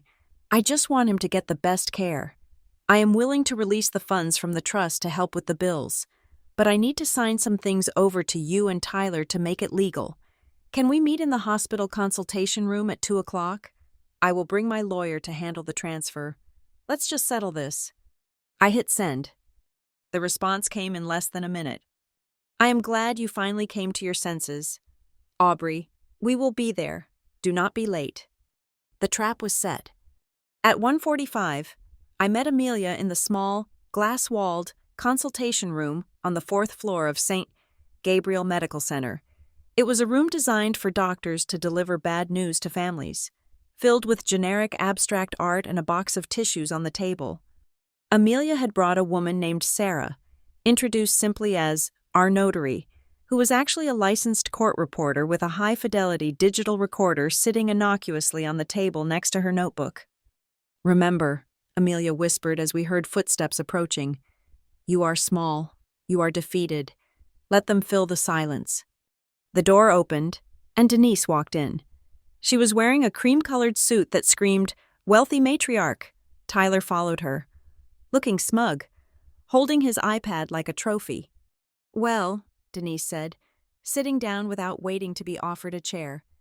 I must say, Aubrey, I didn't expect you to fold this quickly, but I suppose reality finally set in. It did, I said softly, looking down at my hands. I saw Dad yesterday. He looked so weak. I don't want to make it worse. He is weak because he is worried about money, Tyler said, leaning back in his chair and putting his feet on the rail of the table. He knows you are sitting on that trust fund while Mom pays for the cafeteria food out of pocket. That is why we are here, Amelia said smoothly. She pushed a stack of papers toward them. These were dummy documents, impressive-looking but legally meaningless drafts of a trust transfer. Aubrey wants to authorize a transfer of assets to the family account, but legally, we need to establish that this is in line with Robert's wishes. Can you confirm that Robert is aware of these financial needs? Of course he is aware, Denise scoffed, reaching for a pen. We talk about it every day. Even with his current medication levels? Amelia asked gently. The doctors mentioned he is on heavy sedatives. Oh, Robert is lucid when it matters, Denise said, waving her hand dismissively.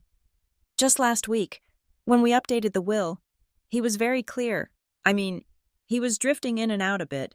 Sure, the morphine makes him foggy. I had to guide his hand to the signature line a few times, and maybe remind him which year it was. But he knew what he was doing. He wants me to have control. Amelia didn't blink, but I saw her finger tap the table once. Mark, that was an admission.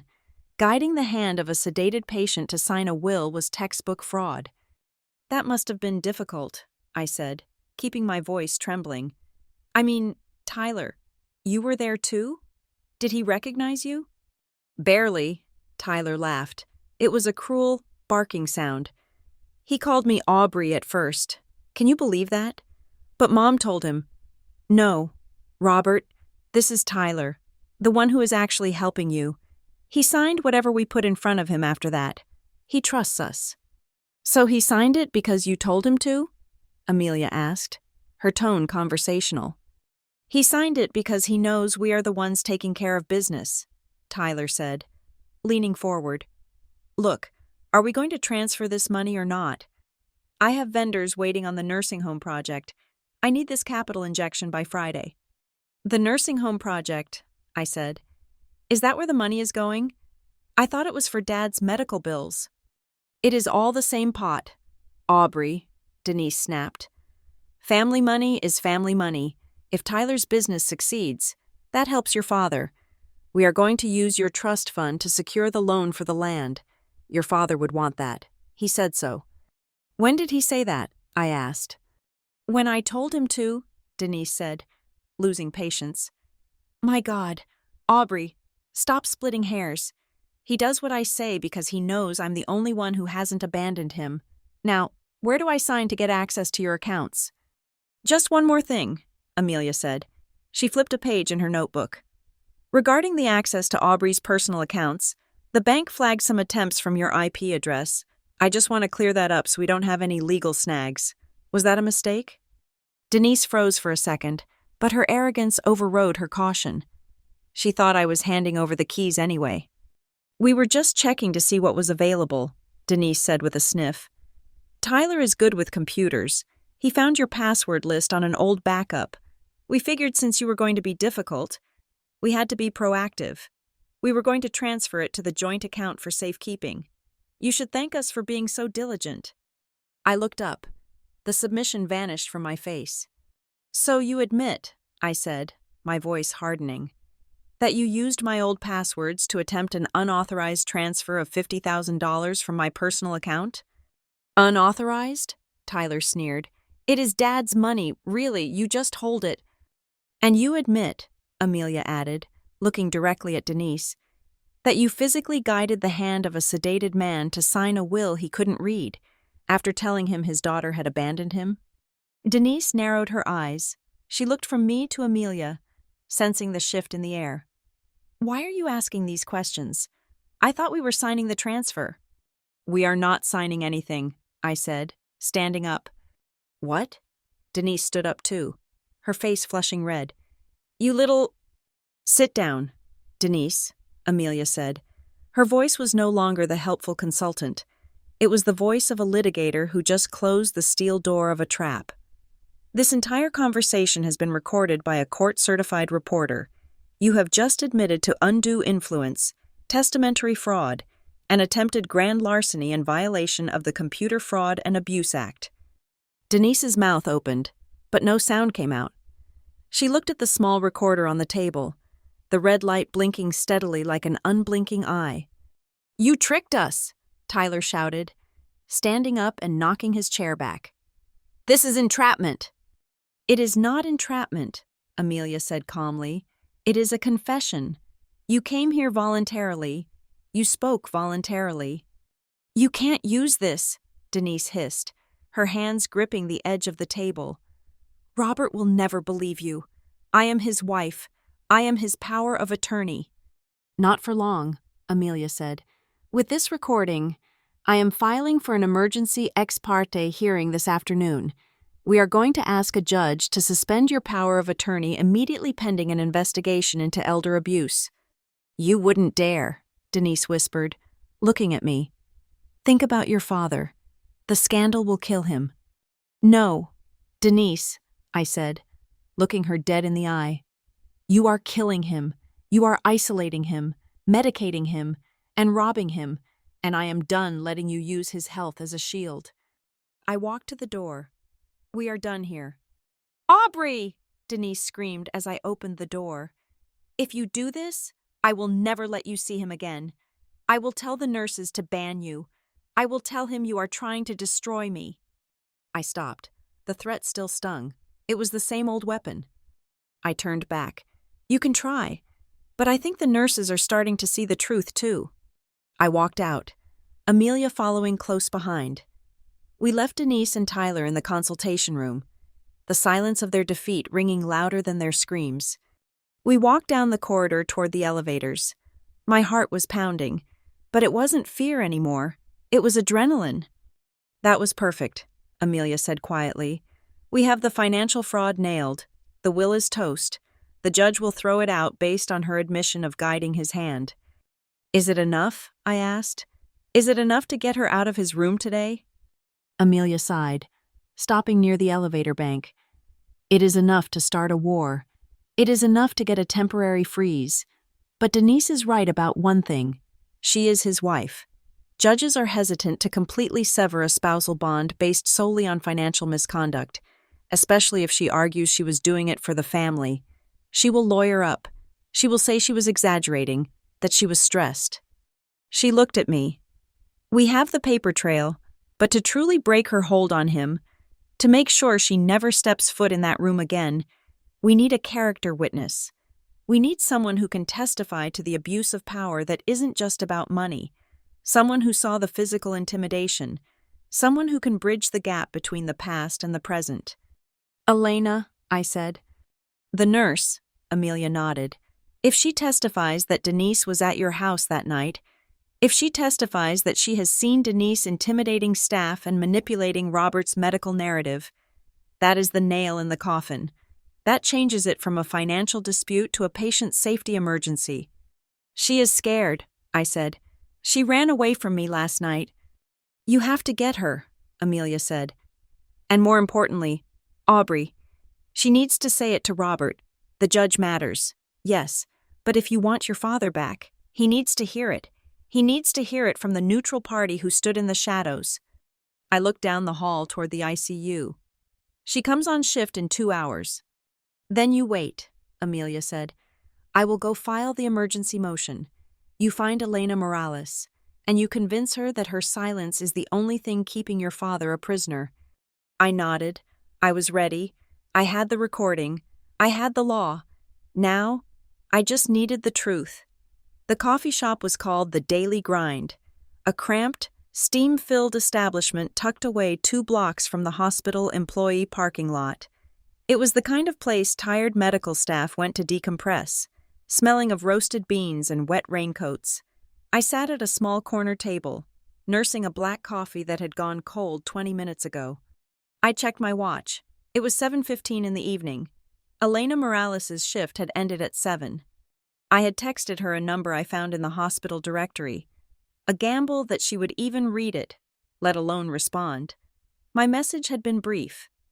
I know about the patio. I know about the night in the kitchen.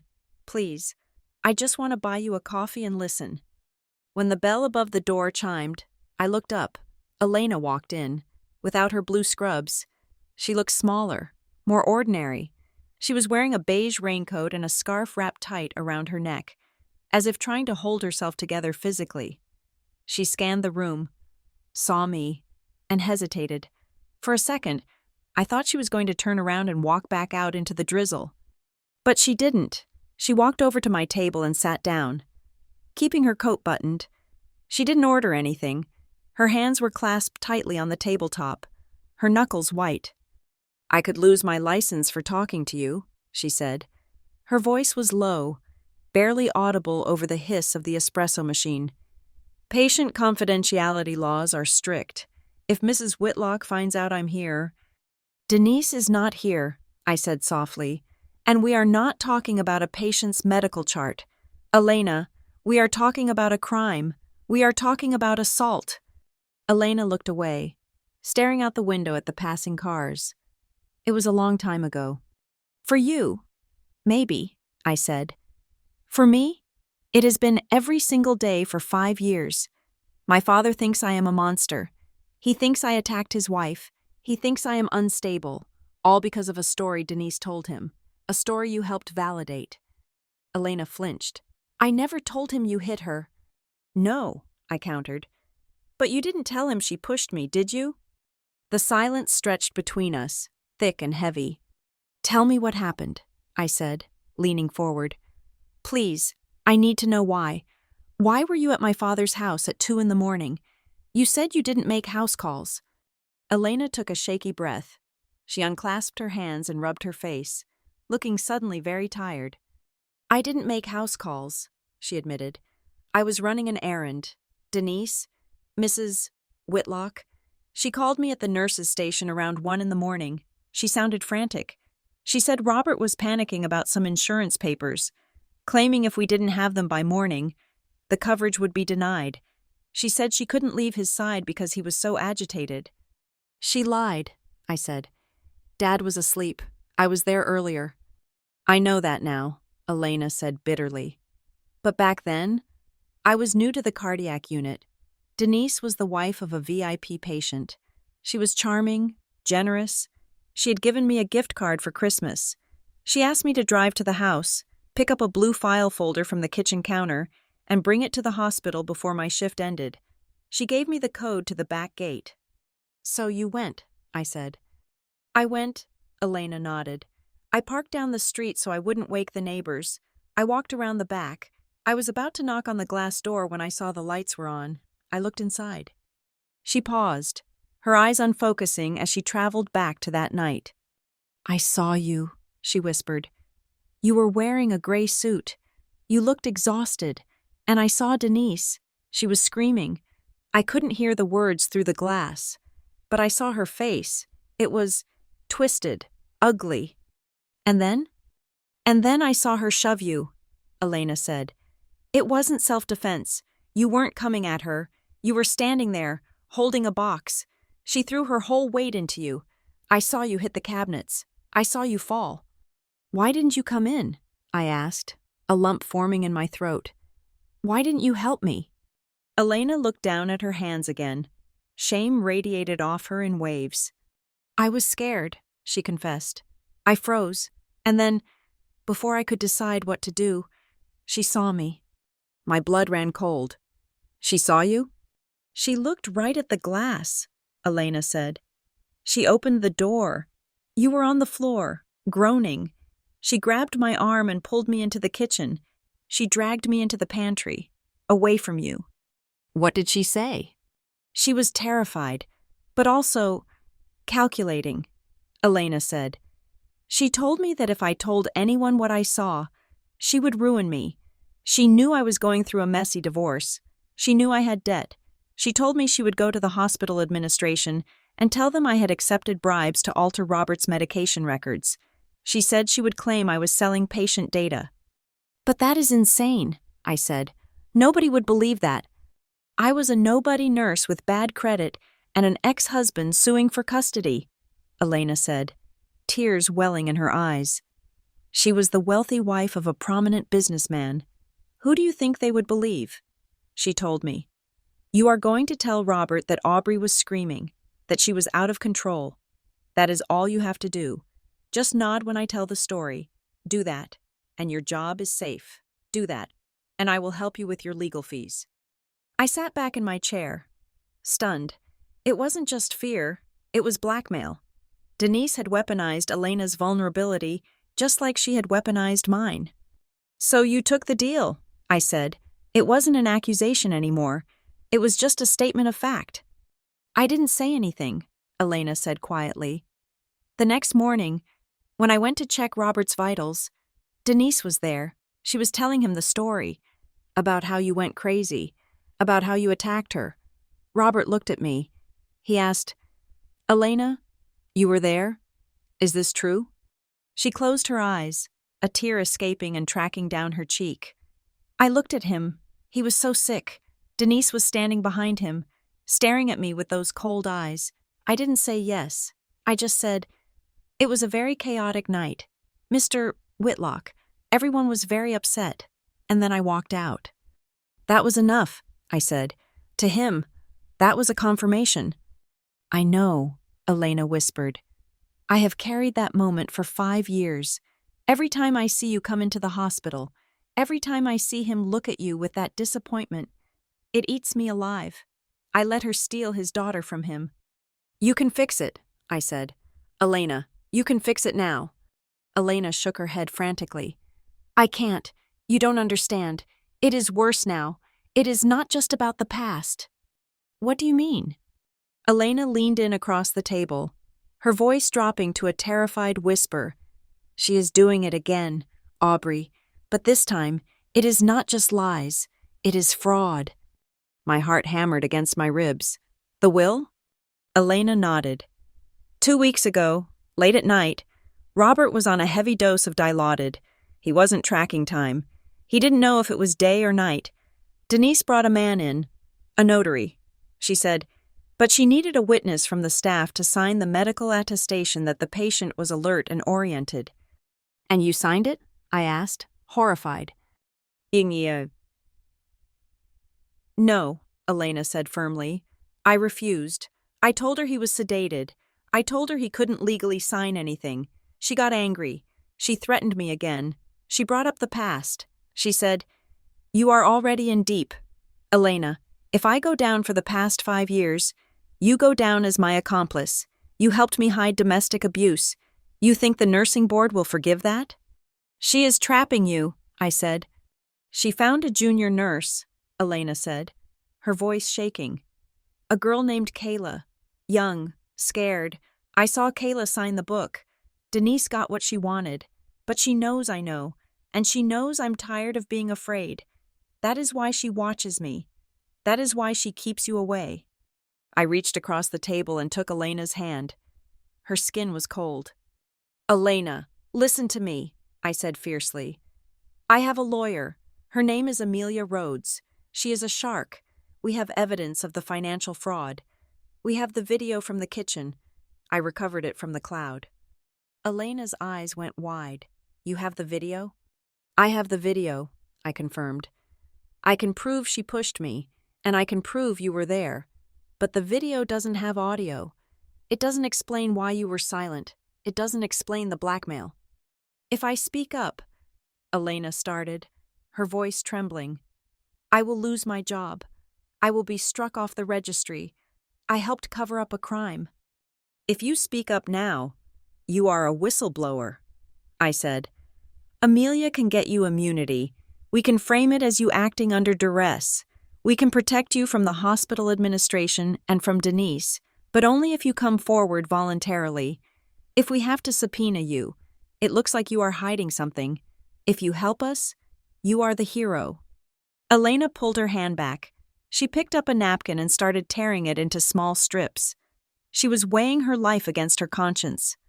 She will destroy me, Elena whispered. She has money. She has power. She has nothing, I said. She is bleeding money. That is why she is trying to rob the trust. She is desperate, and desperate people make mistakes. You are her biggest mistake, Elena. You are the loose end she forgot to cut. Elena looked up at me. The fear was still there, but something else was rising behind it. Anger. Years of being bullied, threatened, and used were finally boiling over.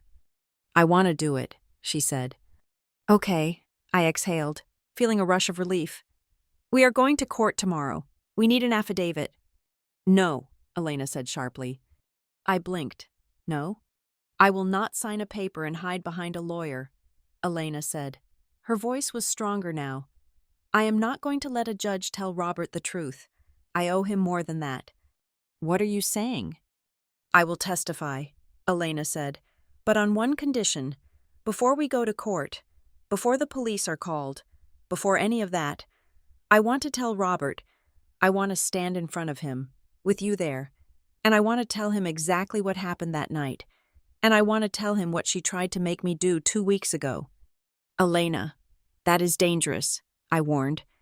Denise is always there.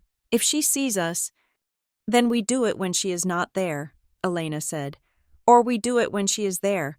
I don't care anymore. But Robert needs to hear it from me. He needs to look in my eyes and know that I lied to him. It is the only way I can live with myself. I looked at this woman, this stranger who had been a silent ghost in my family's tragedy for 5 years. I saw the resolve in her jaw. She wasn't doing this for me. She wasn't doing it for the law. She was doing it for her own soul. And she was right. My father didn't trust me. He didn't trust lawyers. But he trusted the nurses who cared for him. If Elena told him the truth, it would shatter Denise's hold on him in a way no court order ever could. Okay, I said. We do it your way. Tomorrow morning, rounds start at 8. Denise usually goes to the cafeteria at 8:30 for breakfast. I will be on shift, Elena said. I will make sure I'm assigned to his room. I will be there with Amelia, I said. We will have the legal papers ready to file the second you finish talking. Elena stood up, buttoning her coat. She looked like a soldier preparing for a battle she knew she might not survive. You know what this means, Aubrey? She asked, looking down at me. When I say these words, there is no going back. Denise will come for both of us. She will try to burn everything down. Let her try, I said, standing up to face her. I have spent 5 years building a fireproof life, and you? You have the truth. That is the one thing she can't buy and she can't fake. Elena nodded once, a curt, professional nod. Tomorrow then, 8:30. She turned and walked out of the coffee shop, disappearing into the rainy night. I stood there for a long time, watching the door. I felt a strange vibration in my chest. It was fear. Yes, Denise was dangerous, and a cornered narcissist is capable of anything. But beneath the fear was a fierce, burning hope. For 5 years, the story of my family had been written by a liar. Tomorrow, for the first time, the pen would be in the hand of the truth-teller. I pulled out my phone and texted Amelia. We have her, but it is going to be a showdown. Get the paperwork ready.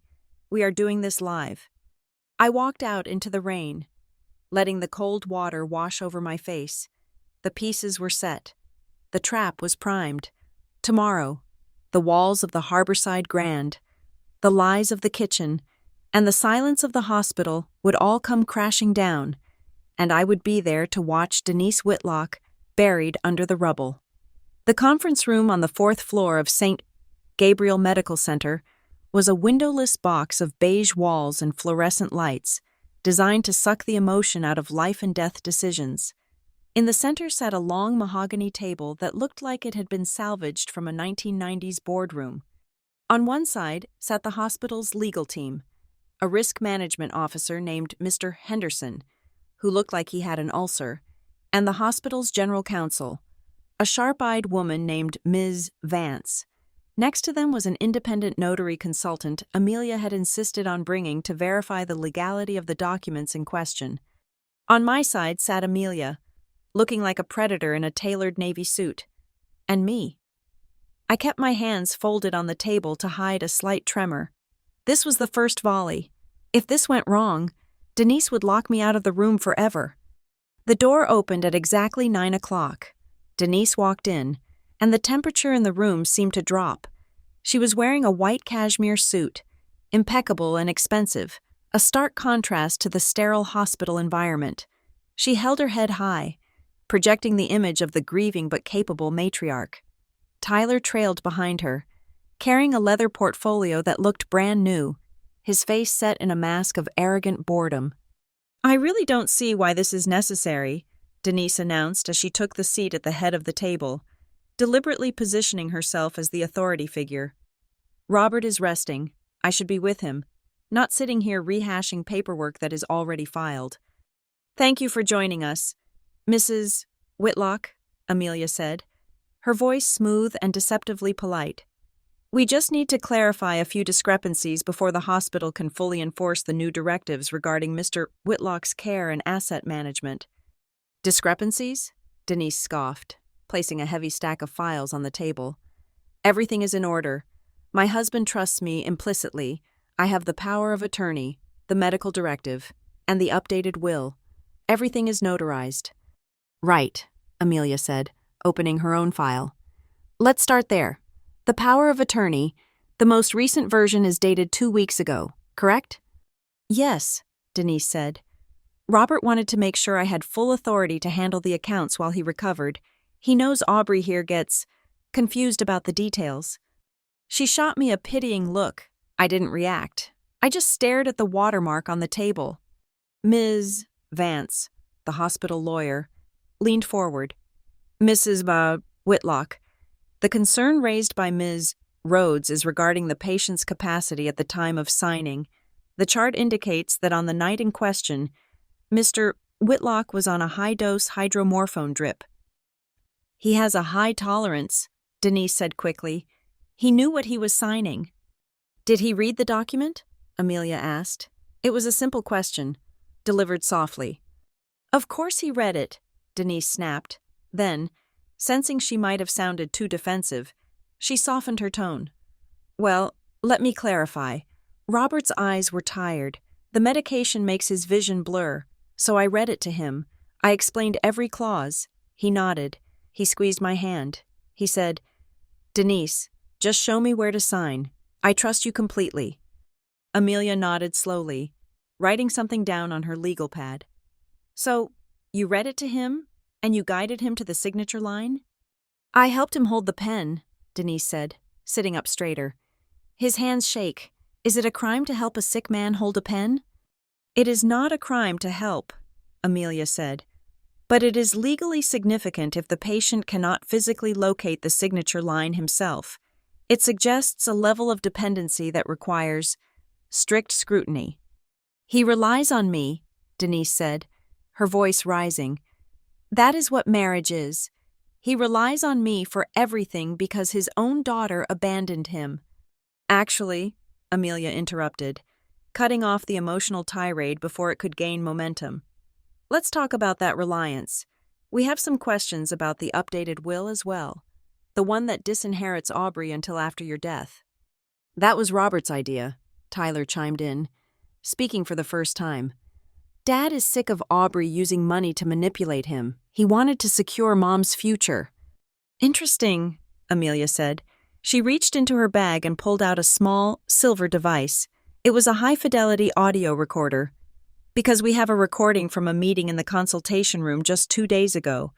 A meeting where you both seemed to have a very different interpretation of Robert's wishes. Denise went still. What recording? This one, Amelia said, and she pressed play. The sound was crystal clear in the quiet room. It is all the same pot. Aubrey, family money is family money. If Tyler's business succeeds, that helps your father. We are going to use your trust fund to secure the loan for the land. Denise's voice filled the room, arrogant and dismissive. Then Tyler's voice, it is Dad's money. Really, you just hold it. And finally, the kicker, Denise again. He signed it because I told him to. My God. Aubrey. He does what I say because he knows I am the only one who hasn't abandoned him. Amelia stopped the recording. The silence that followed was absolute. Mr. Henderson, the risk manager, looked like he was about to be sick. He exchanged a panicked glance with Ms. Vance, admitting on tape that a patient signed a legal document because I told him to, while under sedation was a hospital's nightmare. It screamed malpractice liability if they had allowed it to happen. Denise's face had gone from porcelain white to a blotchy, furious red. You recorded us? She hissed. That is illegal. That was a private conversation. It was a meeting with a notary present, Amelia corrected calmly. In a semi-public hospital room, and in this state, conversations where there is no reasonable expectation of privacy, like a business meeting with a third party, are admissible. But let's focus on the content. Denise, you admitted that you view Aubrey's personal trust fund as family money to be used for Tyler's business loans. I was simplifying things for her, Denise shouted, slamming her hand on the table. Aubrey is stingy. She hoards money while her father lies dying. I was trying to make her see that we are a team. And to make her see that, Amelia continued, turning her gaze to Tyler, you decided to do a little research. Tyler, you mentioned in the recording that you checked what was available. Tyler crossed his arms, his jaw jutting out. So what? I look out for my parents. How did you check? Amelia asked. Aubrey's trust fund is a blind trust. It does not appear on public records. It is not linked to the main family accounts. Tyler faltered. He looked at Denise, but she was too busy staring daggers at me to help him. I know things. Dad has papers lying around. We have logs, Amelia said, sliding a piece of paper across the table toward the hospital lawyers. These are digital forensic logs from Iron Gate Shield Systems. They show 17 unauthorized login attempts into Aubrey's personal accounts originating from the IP address of the Whitlock residence, and 3 attempts to access the blind trust originating from this hospital's guest Wi-Fi network. Ms. Vance picked up the paper, her eyebrows shooting up. That is a lie, Tyler spat. You can't prove who was using the Wi-Fi. We can prove that the device used was an iPad Pro with a specific MAC address, Amelia said. She looked pointedly at the leather case in front of Tyler. The one sitting right in front of you, perhaps? Tyler instinctively pulled the iPad closer to his chest. It was a tell so obvious it was almost comical. But here is the part that really interests the police, Amelia said, her voice dropping an octave, becoming deadly serious. To attempt those logins, you needed answers to security questions: mother's maiden name, social security number, adjusted gross income from the previous tax year.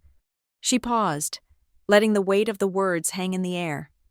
Tyler, Amelia said softly, where did you get Aubrey's adjusted gross income? I saw it on her tax return, Tyler shouted, his temper snapping. She left the PDF on her laptop when I borrowed it. I just looked to see if she was lying about being broke. She makes $400,000 a year and she won't give us a dime. I had a right to know. The room gasped. It was a collective intake of breath. Thank you, Amelia said, writing it down. You just confessed to accessing protected financial data without authorization. That is a federal crime under the Computer Fraud and Abuse Act, And using that information to attempt a transfer? That is wire fraud. Tyler froze. He realized, too late, that he had just walked off a cliff. Denise grabbed his arm, digging her nails into his suit jacket. "Shut up, Tyler, shut up right now." She turned to the hospital lawyers, her eyes wild. "This is ridiculous. This is a family dispute. It has nothing to do with the hospital. My husband appointed me. I am the wife. She is just a jealous stepdaughter trying to cut off his funds." "Mrs. Whitlock," Ms. Vance said, her tone icy. "This is no longer just a family dispute. You have admitted on audio to directing a sedated patient to sign legal documents. Your son has just admitted to accessing financial records illegally within our facility. This creates a significant question regarding the validity of the power of attorney currently on file." "You are taking her side?" Denise shrieked, standing up. "I will sue this hospital. I will take Robert to another facility." "Mr. Whitlock is in critical condition in the cardiac ICU." Mr. Henderson said firmly, "He cannot be moved, and given the allegations of financial exploitation and undue influence, the hospital has a duty of care to protect the patient." "I want her out." Denise pointed a shaking finger at me. "She is stressing him out.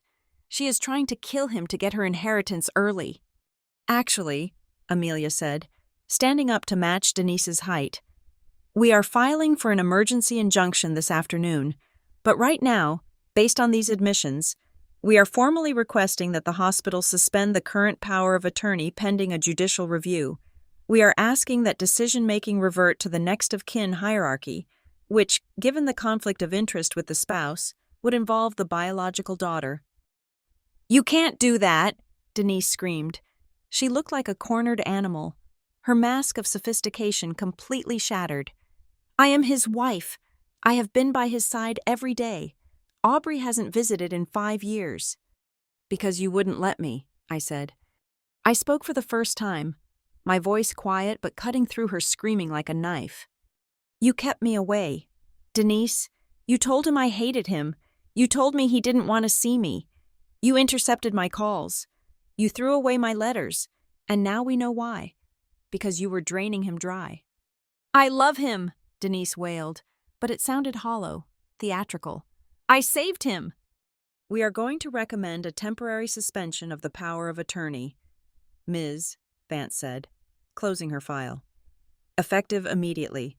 All non-emergency medical decisions will require a consensus or a court order, and visitation will be open to Ms. Whitlock without restrictions."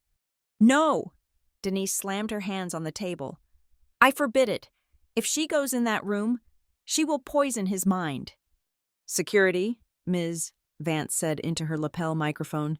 "Conference room B." Denise went pale. The threat of being escorted out by security was a humiliation she hadn't calculated. She grabbed her purse and the stack of files. "Come on, Tyler," she spat. "We are leaving. We are calling our own lawyer. And you?" She turned to me, her eyes filled with a venom so pure it was almost impressive. "You think you have won? You think a few recordings change anything? Robert hates you. He remembers what you did to me in that kitchen. He remembers the violence. You can't lawyer your way out of that." She stormed out, Tyler scurrying after her like a beaten dog. The door slammed shut, leaving a ringing silence in the room. Mr. Henderson exhaled a long breath. "Ms. Rhodes, Ms. Whitlock, that was intense." "It was necessary," Amelia said, sitting back down. "We will have the court order by tomorrow morning, but for now, I assume Aubrey has access to her father?" "Yes," Ms. Vance said, looking tired. "She can see him, but please, try to keep him calm. His heart is very weak." "I just want to tell him the truth," I said. "One more thing," Amelia said, packing up the recorder. "We have a witness, a staff member here, someone who can testify to the pattern of coercion and the events of the past." Ms. Vance stiffened. "A staff member? Who?" "We will disclose that in the closed hearing," Amelia said. "But I wanted to put you on notice. This goes deeper than just money. There are staff members who have been intimidated by Mrs. Whitlock. Ms. Vance looked at me, then at Amelia. She realized the scope of the mess they were in. If the hospital had allowed a donor's wife to intimidate nurses, they were complicit. If you have a witness, Ms. Vance said carefully, we will hear them. We want to know the truth just as much as you do. I nodded. You will hear her, tomorrow. I walked out of the conference room with Amelia. My legs felt shaky, but my head was clear. You did it, Amelia whispered as we reached the elevator. You got them to confess to the wire fraud and the coercion. That is the leverage we needed. It is a start, I said. But Denise is right about one thing. Dad still thinks I am the villain. The law can freeze the bank accounts, Amelia, but it can't fix his memory. That is what tomorrow is for, Amelia said. That is what Elena is for. I looked down the hall toward the ICU. The door to room 412 was unguarded for the first time in days.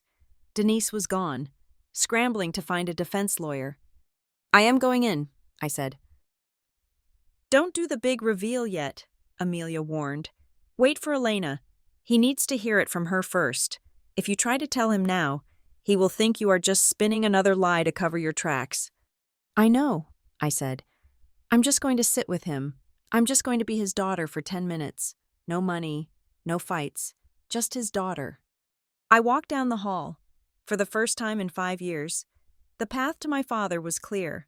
But as I reached for the door handle, I knew the real battle wasn't the one we had just fought in the conference room. The real battle would be tomorrow morning, when a nurse with a guilty conscience would have to stand before a dying man and shatter his world to save it. The morning sun sliced through the Venetian blinds of room 412, casting striped shadows across the hospital bed where my father lay.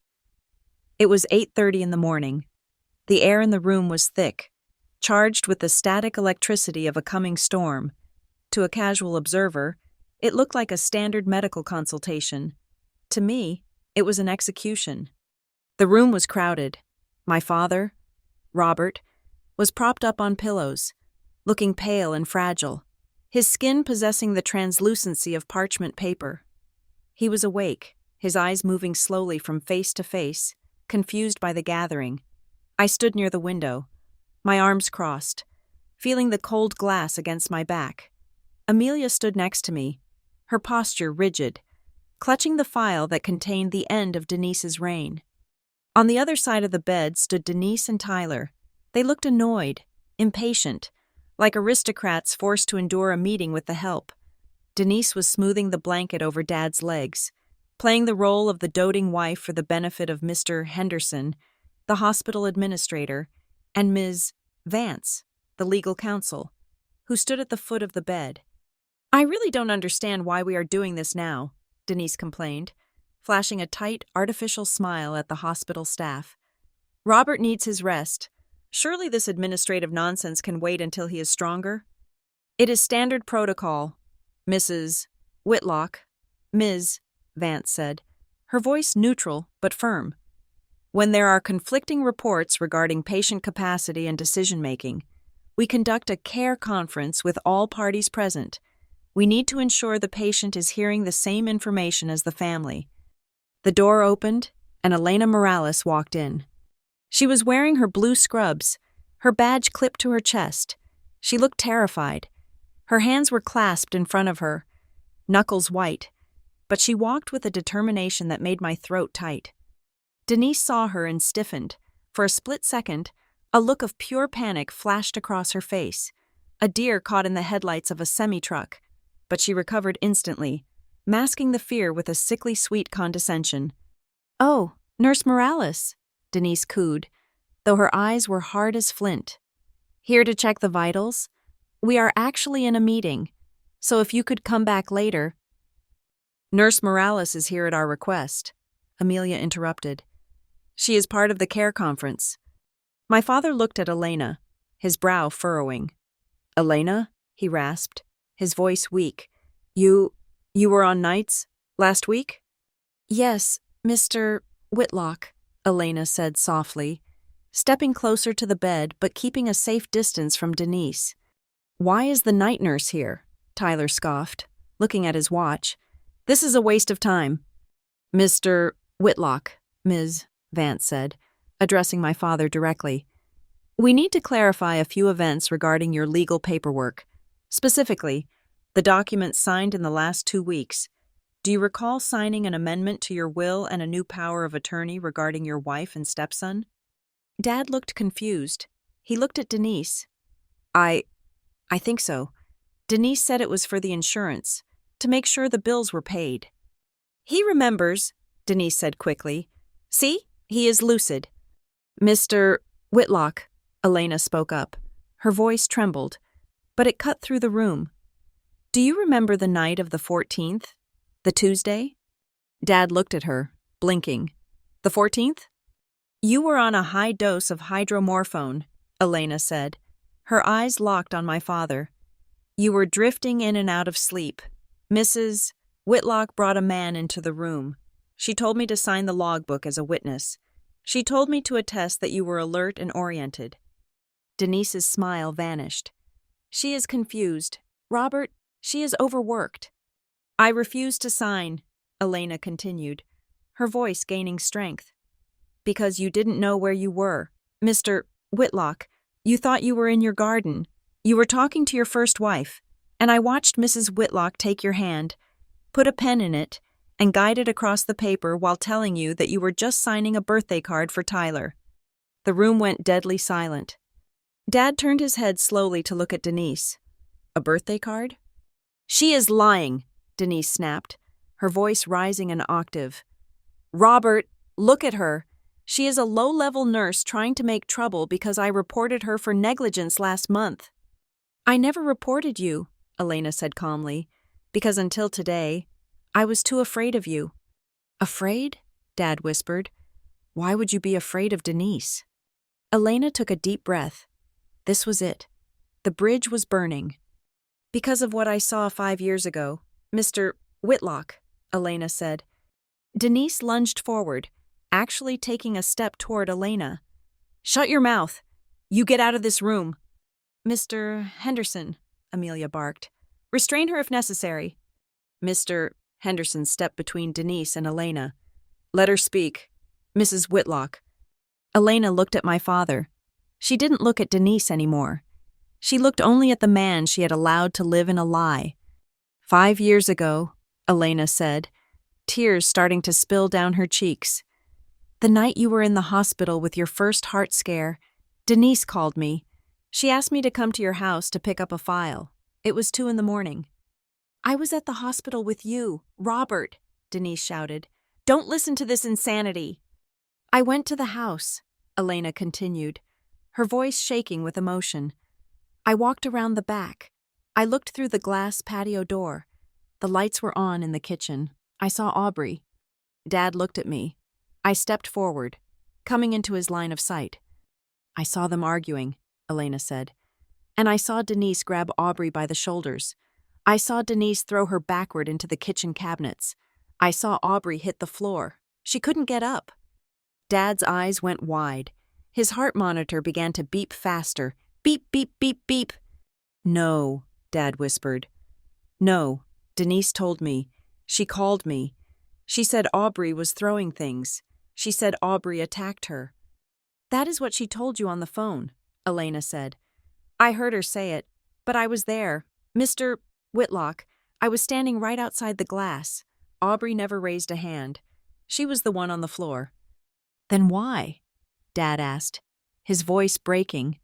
He tried to sit up, struggling against the weakness of his body. Why didn't you tell me? The next day, I asked you. I remember asking you. I said, Elena, is it true? This was the twist that broke the room. Elena sobbed, a harsh, guttural sound. Because I was a coward.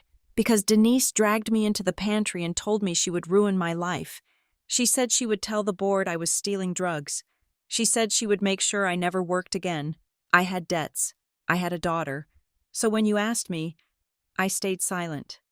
She wiped her eyes, looking at my father with a plea for forgiveness that was painful to watch. I let you believe your daughter was a monster because I was too scared to save her, and I have lived with that shame every single day. You lied to me? Dad whispered. The betrayal in his voice was absolute. For 5 years? This is ridiculous, Denise shrieked. She was vibrating with rage.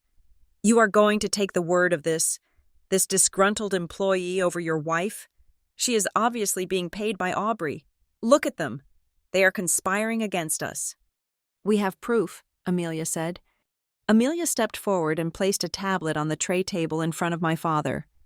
We recovered the security footage from the cloud backup. Robert, Amelia said gently.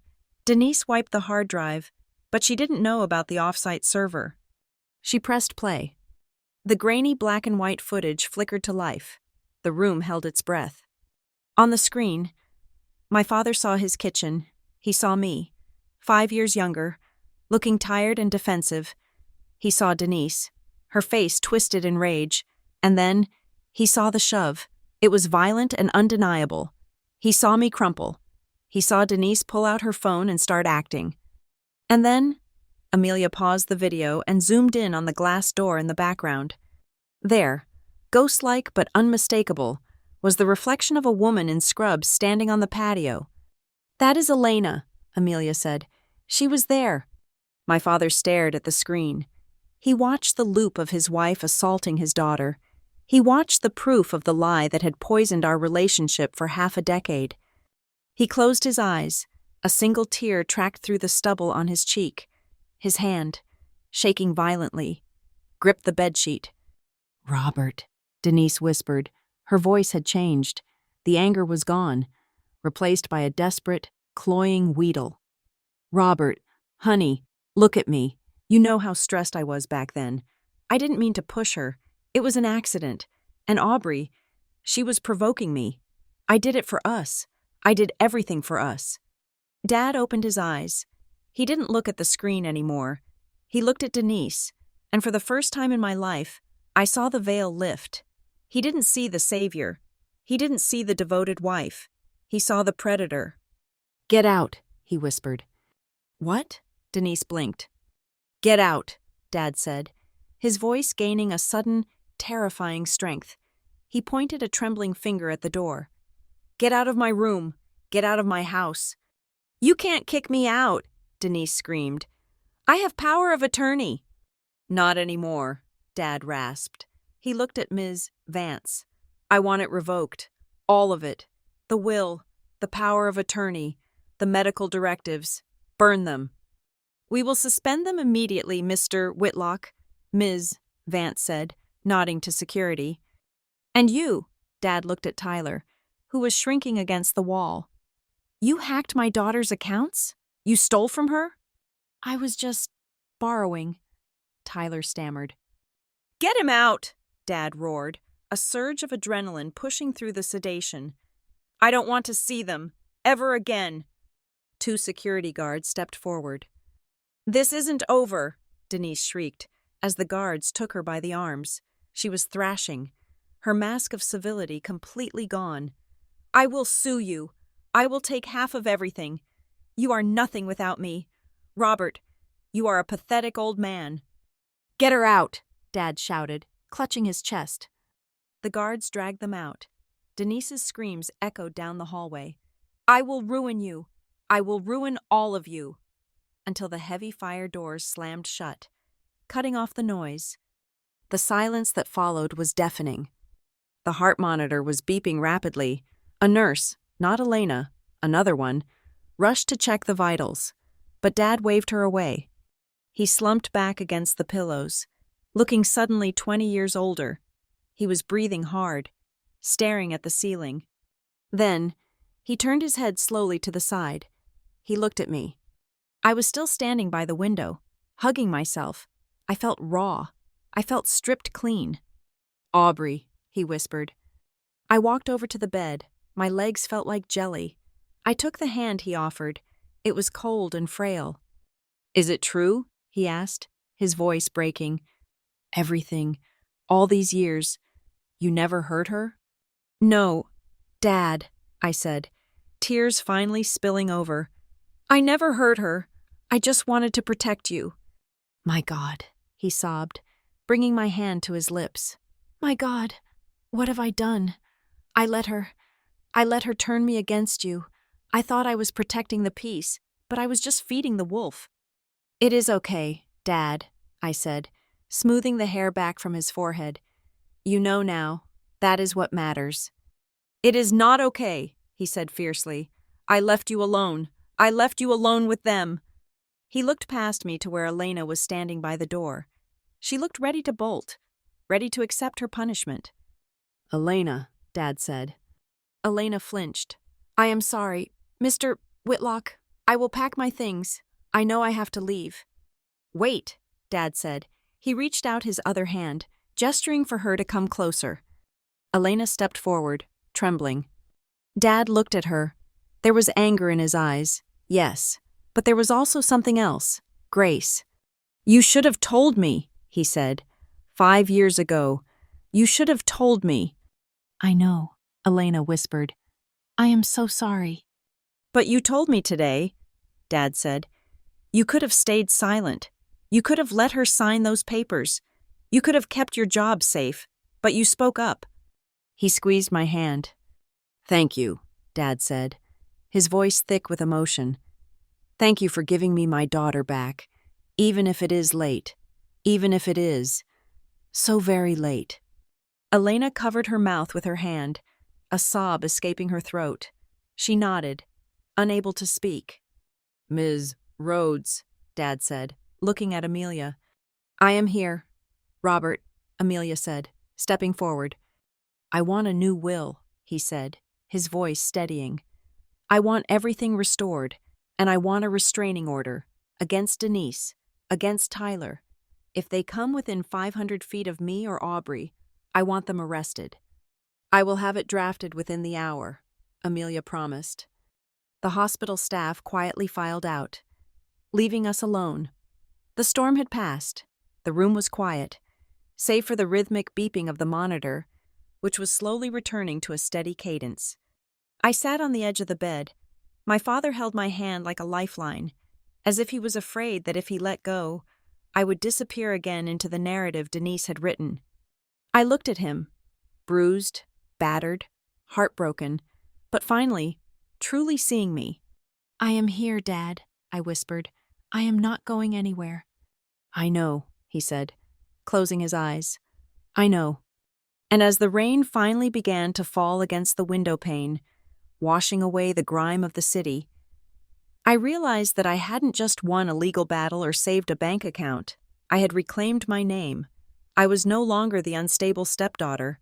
I was Aubrey Whitlock, and for the first time in 5 years, the truth in this room was louder than the lies. Thank you so much for listening to my story. I would love to know where you are tuning in from. Are you listening while driving, cooking, or maybe winding down for the night? Please leave a comment below to share your thoughts and connect with our community. And don't forget to subscribe to Lila Revenge Stories. Like this video, and hit that like button to help this story reach even more people.